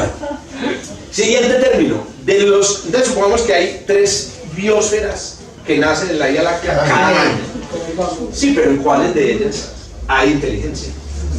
¿Cierto? ¿Cuáles desarrollan inteligencia? ¿Qué es inteligencia? Inteligencia. Hay dos definiciones de inteligencia en el mundo de la biología, del comportamiento. La primera, en inglés, se llama sentencia, que sería algo, sentence, ¿cierto? Es un término en inglés que tiene que ver con el hecho de ser como sensible, consciente de sus propias condiciones, de su propia... Sentiente, no sintiente, porque sintiente tiene que ver con la sensibilidad. Todos los organismos son sintientes, pero no sentientes. Exacto. Perros y gatos son sentientes. Inclusive, yo no sé si ustedes saben que hay un acuerdo internacional entre los neurólogos, y firmaron una carta hace como 10 años, donde dice que todos los animales que tengan sistema nervioso central complejo, un cerebro, son sentientes. Eso significaría esencialmente que, un ratón es sentiente, es consciente de su propia vida, sufre. Esta es otra cosa que está asociada a la sentencia, la capacidad de sufrir. Cuando usted mata a un ratoncito, ayer vi un video, no hay manera no heterosexual de matar a un ratoncito. Cuando usted mata a un ratoncito, es que el video salió porque mostraban a la gente, ¿cierto? Haciendo así, decían, y estos eran los que cazaban mamuts. Un ratón sufre por sus crías y sufre conscientemente. Ese movimiento, este reconocimiento ha llevado a que antier se inauguró aquí en Medellín una aplicación para denunciar casos de abuso animal. O sea, ya estamos empezando a tratar a los animales justamente como seres sentientes. Ahora, todos sabemos que las consecuencias de eso pueden ser las ramificaciones complicadas. Estamos hablando de que también una gallina es sentiente. Un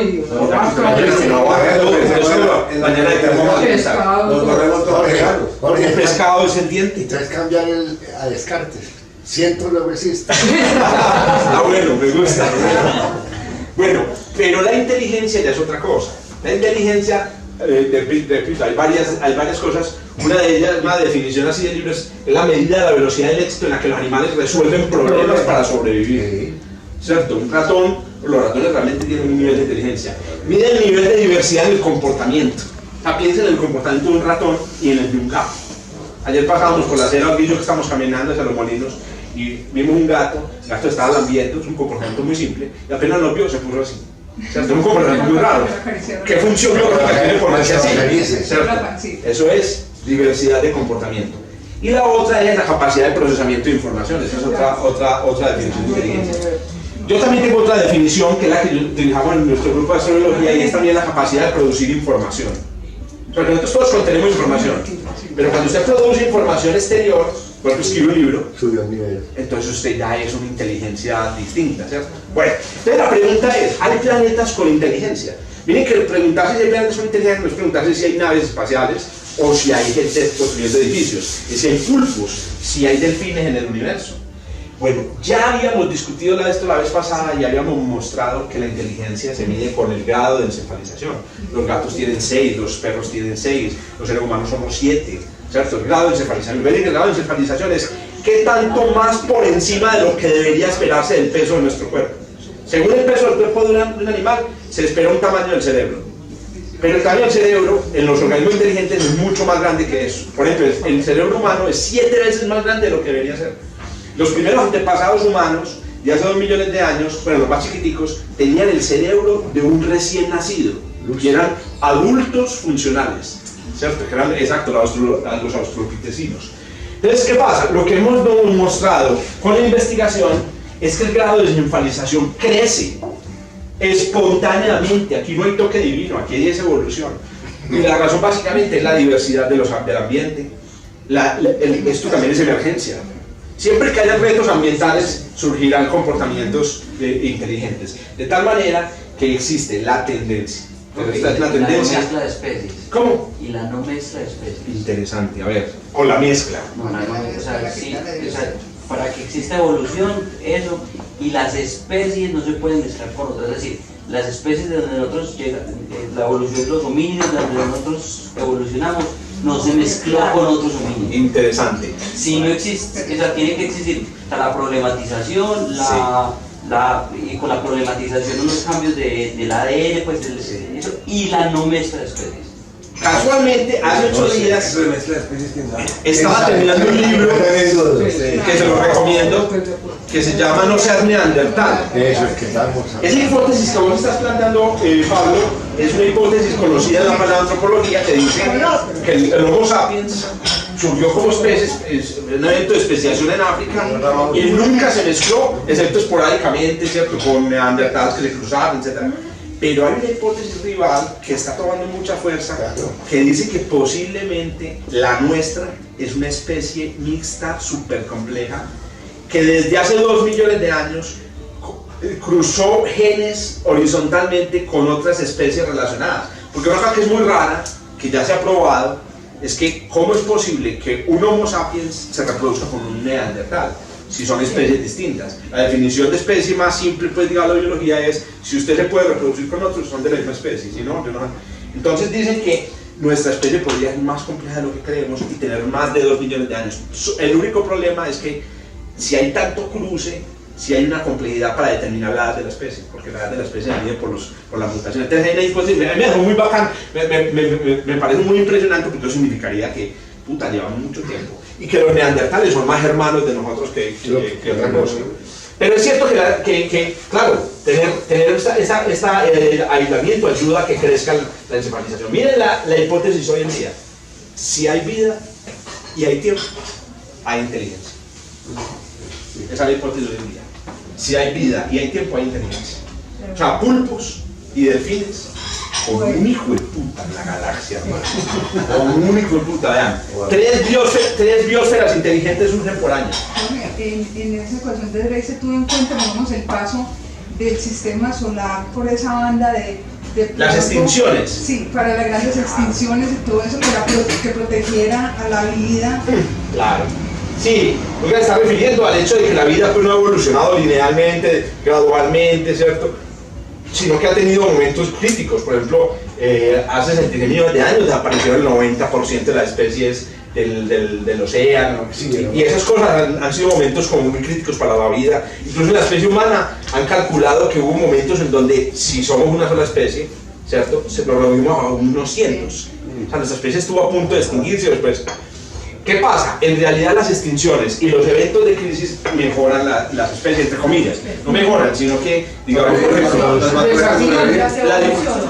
hay una cosa, la diversidad de los mamíferos existimos, somos casi tan antiguos como los reptiles, pero éramos animales muy pocos diversos y en nichos ecológicos muy concretos. Hace 66 millones de años se extinguieron los grandes reptiles y puta, explotaron los mamíferos. Explotar significa de unos animalitos chiquiticos que tienen muy poco, de repente empiezan a aparecer animales rarísimos. Uno con cola que se cuelga, otro que camina, ¿cierto? Y así, y de ahí surge la inteligencia. Entonces los eventos de extinción antes ayudan. No se tiene en cuenta específicamente el evento de extinción, pero está implícito ahí, están implícitos ahí. Bueno, siguiente factor, Alma Rico. De las que son inteligentes, ¿cuáles son tecnológicas? Tecnológico. ¿Qué significa tecnológico? 2 cosas. Entonces sigue las definiciones. Tercera definición de inteligencia es la inteligencia trascendente. Ya la trascendencia hace referencia al hecho de que son organismos que dejan huella en los ecosistemas más allá de la vida de cada organismo y de su propia especie. Si los Homo sapiens nos extinguimos, la Tierra nunca va a olvidar nuestra especie. Ya no van a haber huellas en los genes, lo que van a quedar las ciudades. Esta imagen que hay aquí, no, esta no es, ahorita la muestro. Las ciudades van a quedar aquí. Ahora, las ciudades van a durar por ahí 1 millón de años, pues, ahí van a quedar y después las selvas van a, pero usted va a cavar en la tierra y va a encontrar plástico. Va a cavar en la tierra, va a encontrar elementos radioactivos que no deben estar ahí. Esas son especies que trascienden. El arte es trascendencia. El escultor que hizo esta es la más famosa, ¿no? La de Willendorf. La Willendorf de Will, creo que es la más antigua. Sí, entre 28 y 30 y 20. Entonces, en materia de huellas, pues si hubo una civilización trascendente, tiene que haber dejado huellas así, huellas artísticas. Miren que esto no es tecnología, las fotos del Hubble, todo esto. Y esta es la inteligencia tecnológica, esta es la que tiene que ver con la modificación split del medio ambiente. Nosotros no tuvimos inteligencia tecnológica hasta que no empezó la agricultura y nos concentramos en lugares y empezamos a tener unos retos en donde había que construir. ¿Dónde es que lo leía? Roma. Sí, estoy leyendo un libro sobre la destrucción de toda la civilización antigua por el cristianismo. Y decían que Roma, una maravilla de libro, se llama La Edad de la Penumbra, recomendado. Es una escritora, una historiadora inglesa. Lo que contaba de Roma era que era un lugar, un despelote de puta, que era imposible dormir. Eso lo contaba un historiador romano, imposible dormir porque la bulla era horrible. Y la gente vivía en casuchas de 7 pisos. Imagina vivir en Roma, en esa época, en una casucha se caía todo el tiempo. Bueno, aquí también se están cayendo. Se caía todo el tiempo. Entonces, ¿qué pasa? La agricultura que te concentra en un lugar te obliga a hacer cosas que van más allá, a construir. Y la construcción ya empieza a ser. Pero hay organismos inteligentes que construyen también. Miren, un termitero. En Roma vivían 1 millón de personas. ¿Cómo? En Roma. 1 millón de personas. 1 millón de personas, imagínate. Unos sistemas bien deficientes de todo. De todo. Los olores de nacido. Oiga, pues, un termitero. Mire ese termitero. Si usted llega de otro planeta y ve el termitero, usted dice, no existe ninguna probabilidad de que la Tierra se levante y tenga huecos por dentro, las pelotas. Pero los pájaros hacen las cosas. Claro, es que sucede. Son los arquitectos. Claro. Estos organismos que hacen esto están violando la segunda ley de la termodinámica. Y esto implica que esta cosa que hay aquí contiene información. Entonces, miren, usted tiene los genes, y los genes son su información, pero usted está sacando información hacia afuera. Piensen la cantidad de información que ha producido Homo sapiens. Toda la literatura yo siempre hablo de que han habido 2 Big Bangs en el universo. El Big Bang energético, de hace 13.000, y un Big Bang de informática.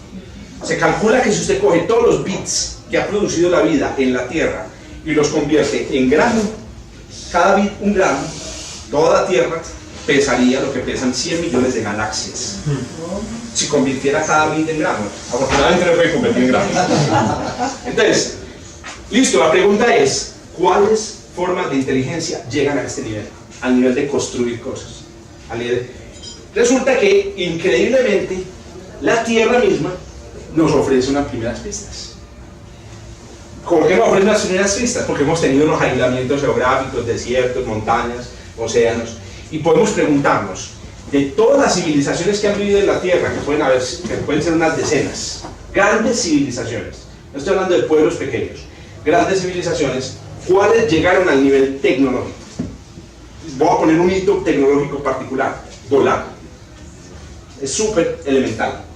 Si usted puede volar, puede conquistar el planeta y puede convertir el planeta en un telescopio, que fue como descubrimos el coso. ¿Cuáles de todas las civilizaciones de la Tierra pudieron volar? Y resulta que rápidamente se encuentra una cosa. Primero, hay una gran civilización que creció en Asia, aquí en el oeste, ¿cierto? 10.000 años hasta ahora, y que nunca volaron. Es más, toda la tradición y el conocimiento chino, escrito en los libros, los filósofos, no les da para construir un avión. Pero si no cometa. Pero si cometas, pero no un avión. Uno podría preguntarse, si los chinos hubieran seguido solos, ¿alguna vez hubieran volado? Tal vez, o tal vez no. Porque el fondo de la civilización china no era ese.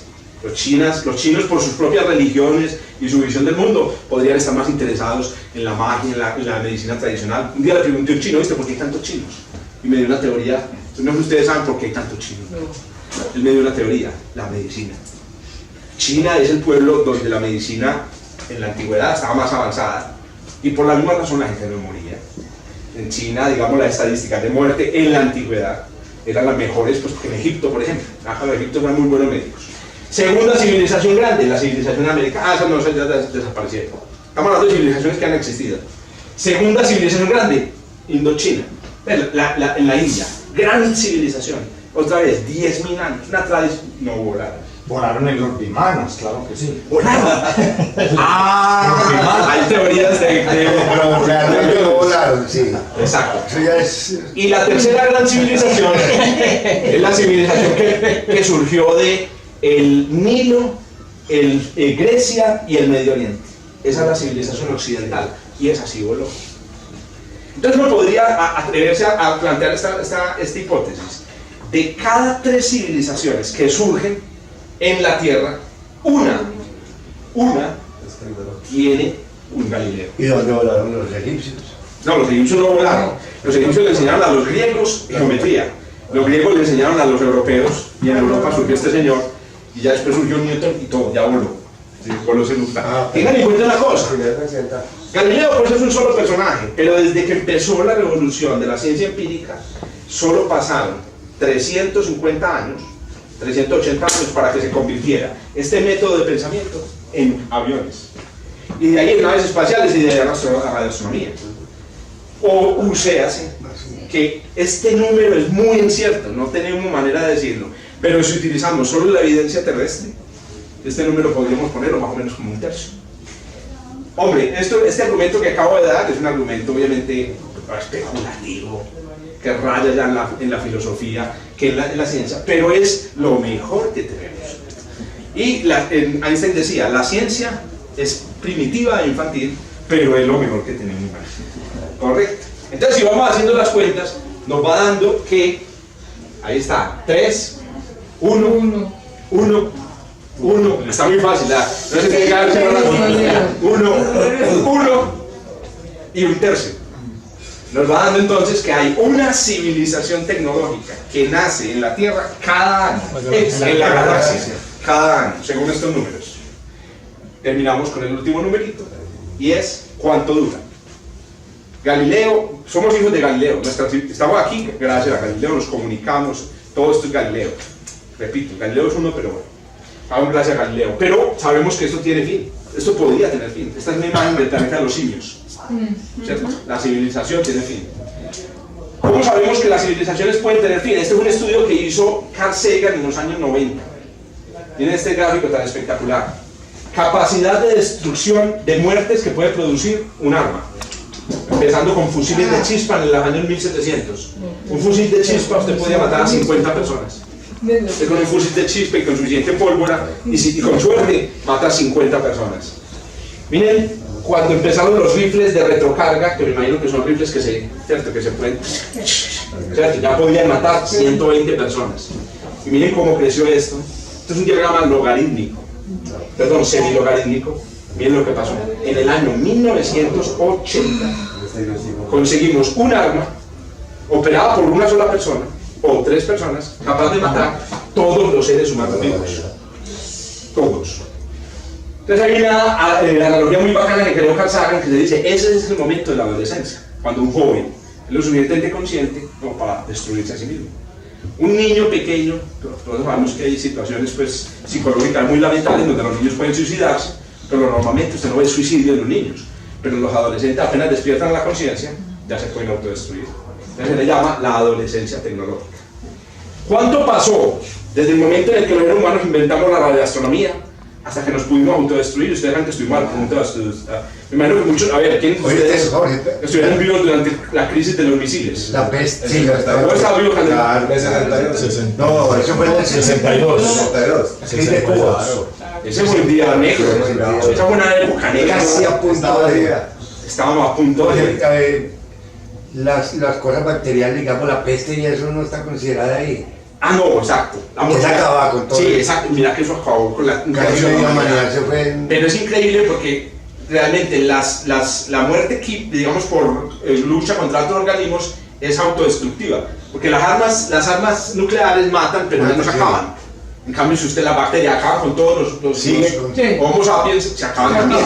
Entonces siempre es bueno que eso vivo uno o dos, ¿cierto? Entonces, ¿qué pasa? En el año 1986 se firmaron los primeros tratados de no proliferación y eso empezó a bajar. Sobrevivimos la adolescencia tecnológica. ¿Qué trabajo? Hasta que apareció el CO2. Porque resulta que hoy en día la amenaza no es nuclear. En realidad, ayer no es que ayer Trump y Putin se hablaron. Ya está. Eso no sucedía en los tiempos de Kennedy. No se hablaban. Por eso paró la crisis. Entonces, aunque hoy Rusia se esté armando, son unos hijoputas capitalistas. Ellos no pueden matar al que les compra el petróleo, ellos no se van a matar. Ellos lo tienen es para compensar a los otros que son los que los tienen más grandes, ¿cierto? Pero ellos no se van a matar. Pero esto sí los puede matar. Esto que hay aquí son el calentamiento global, si nos puede matar. Miren, si no hay política de clima, 5 grados Celsius al 2100. Y con 5 grados Celsius usted ya ha matado Y la a los demografía. corales. Y la demografía. ¿Me ha matado qué?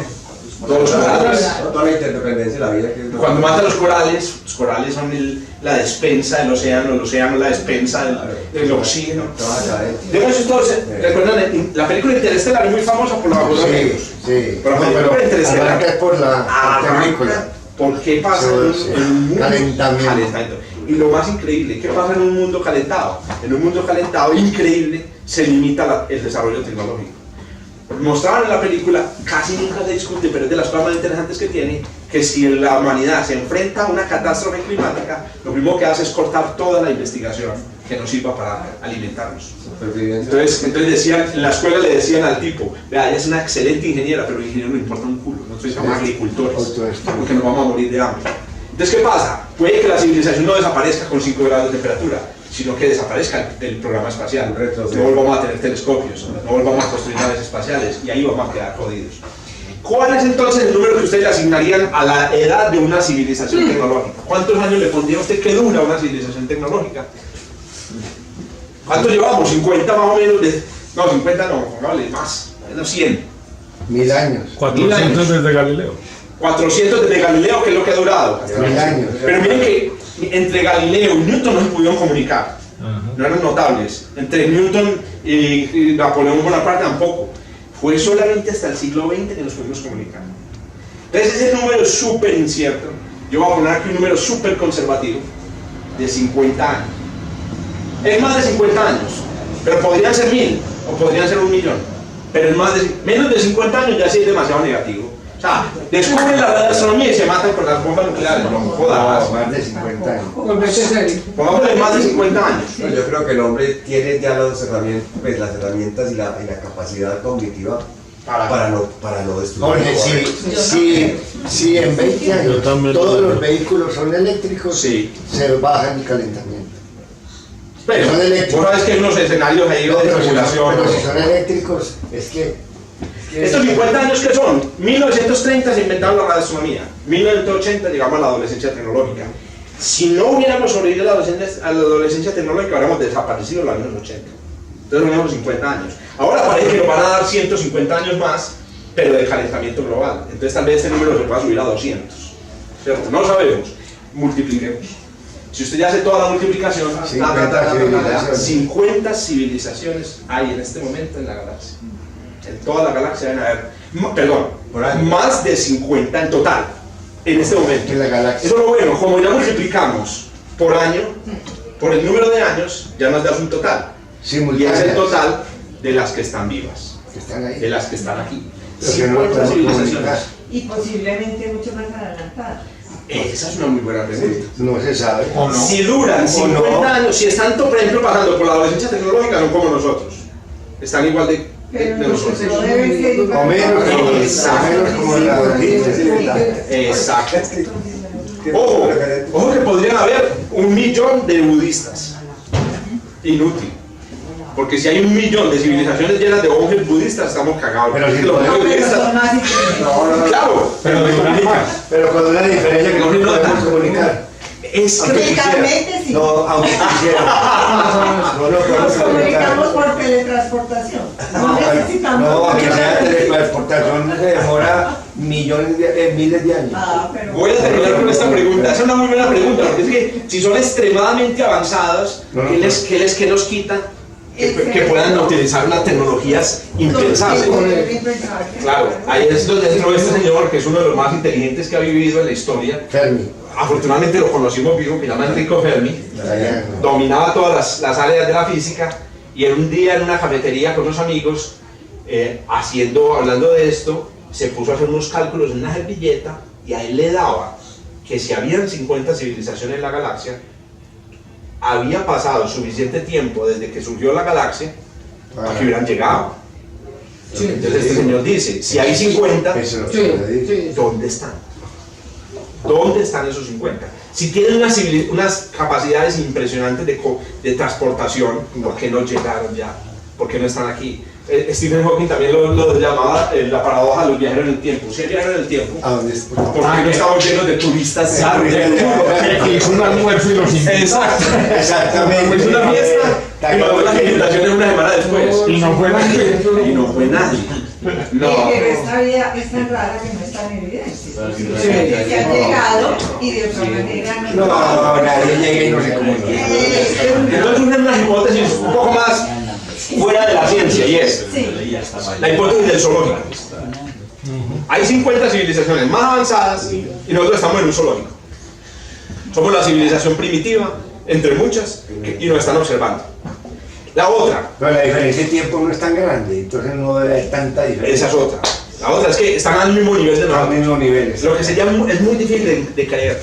¿Por qué? Es muy difícil de pensar que todos los planetas han evolucionado más o menos al mismo tiempo. Muy difícil. Otra. No, ya están aquí. Ya vinieron. Vinieron, le ayudaron a los egipcios, ¿cierto? Hay una serie de problemas con la hipótesis de la visita. Los mayas. Ya nos vamos ajustando. La otra es la hipótesis de Freud. Carl Sagan tenía... Más bien. Carl Sagan, qué pena haber dejado los últimos 30 segundos. Solo quiero contarles dos cosas en los últimos 30 segundos. Carl Sagan participó activamente en un montón de cosas en los años 70, entre ellas la investigación del fenómeno ovni. Con la fuerza aérea lo llamaba él, vamos a sentarnos a investigar. Y él en Cosmos tiene un par de capítulos donde cuenta las historias que él llegó a escuchar en el... Sí. Y él es uno de los que cuenta esta idea, esto lo cuenta mucho en su libro del mundo y sus demonios, y es las cosas increíbles que tiene el fenómeno ovni como fenómeno cultural, que es cómo considera la ciencia el fenómeno ovni, fenómeno cultural. Una de las cosas más interesantes, esta es una idea de Antonio Bernal, un amigo de nosotros, es que el fenómeno ovni increíblemente evolucionado. Sigue viviendo en España. Sí, viviendo en España. Miren esta casualidad que la contó, que es una de las casualidades, como les digo, que la contó Antonio Bernal. La manera como han evolucionado los platillos voladores. Este es un platillo volador de los años 50. Este es un carro de los años 50. Este es un platillo volador de los años 60. Este es un carro de los años 60. Este es un platillo volador de los años 80 y este es un carro de los años 80. Y estos son los platillos voladores modernos, ¿cierto? Con luces. No estoy diciendo que no hayan vehículos, sino que lo que Sagan argumenta es todos los avistamientos que han llegado a la Fuerza Aérea que se han analizado se separan en dos. Uno, cosas que obviamente no son ovnis, que son engaños, que notan, que son fenómenos naturales, y otros que son completamente inexplicables. Un 10% creo que la proporción. Exacto, completamente inexplicables. Ahora, cuando dicen inexplicables, no es que son esto, no, todos estos quedan descartados. De verdad, estos están descartados. Inexplicables son cosas que de verdad son.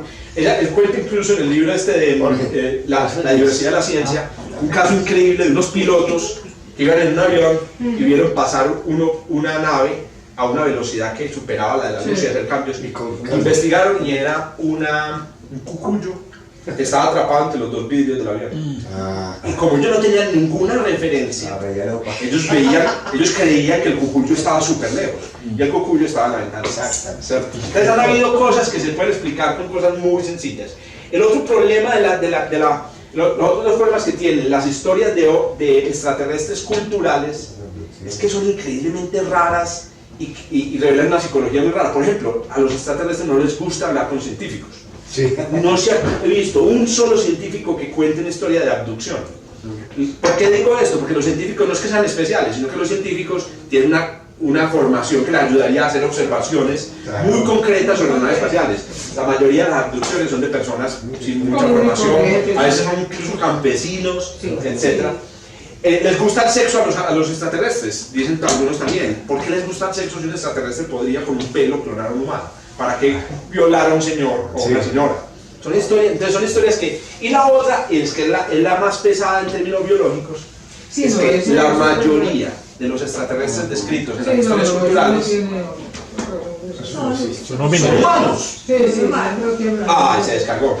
Lo más increíble es que la evolución, exacto, la evolución muestra que la razón por la que nuestro diseño corporal es o sea, que somos simétricos bilateralmente, tenemos 4 extremidades y 10 subextremidades, viene de una modificación, una mutación súper puntual que ocurrió hace como 100 millones de años o 200 millones de años, no, hay 400 millones de años en un pez cordado, ¿cierto? Se llama Lictiostega. Es el primer cordado bilateral con 4 extremidades. Y de ese se derivan todos los organismos de la Tierra. Entonces, ¿qué pasa? Si usted se encuentra con un extraterrestre de 4 extremidades, es un descendiente de Lictiostega. ¿Cómo llegó Lictiostega a Ganímedes? Profe, ¿sabe por qué esa asimetría? Pues, ¿hay alguna razón biológica de adaptación? De la simetría bilateral. Sí, ¿por qué es esa asimetría? No sé. Me imagino, yo diría que una posible causa es como en ingeniería, ¿cómo se llama en ingeniería? Cuando hay 2 sistemas de lo mismo, redundancia. Piensen en lo siguiente, si el cerebro solamente fuera una masa, una bala acaba con todo, pero como tenemos 2 hemisferios, usted le pueden quitar todo un hemisferio y el otro toma el color. Tiene 2 ojos, tiene 2 brazos, ¿cierto? Entonces de pronto eso, pero ¿qué pasa? No hay simetría completa porque el corazón, hay un solo corazón, hay un solo hígado, pero tenemos 2 riñones. 2 pulmones. Pero tenemos 2 pulmones. Ahí vamos, como Entonces, para mí yo diría que es redundancia. La otra es que la evolución... ¿Qué nos falta? Ahí vamos. Nos falta. La otra es que la evolución... Sabemos que la evolución la evolución no piensa en teoría, no piensa en ingeniería, sino que un día nació alguien con 2 pulmones y duró más. Esa fue la cosa. Pero hay otra hipótesis muy interesante que es de Freud. Sí, Freud que decía dice que Freud. estaba convencido de la existencia de los extraterrestres, que la prueba es que no habían venido a habitar. Estaba seguro. La prueba es que no habían venido. Sí, pero ahí también dicen que no hay todavía evidencia científica contundente de que haya vida inteligente en la Tierra. O sea,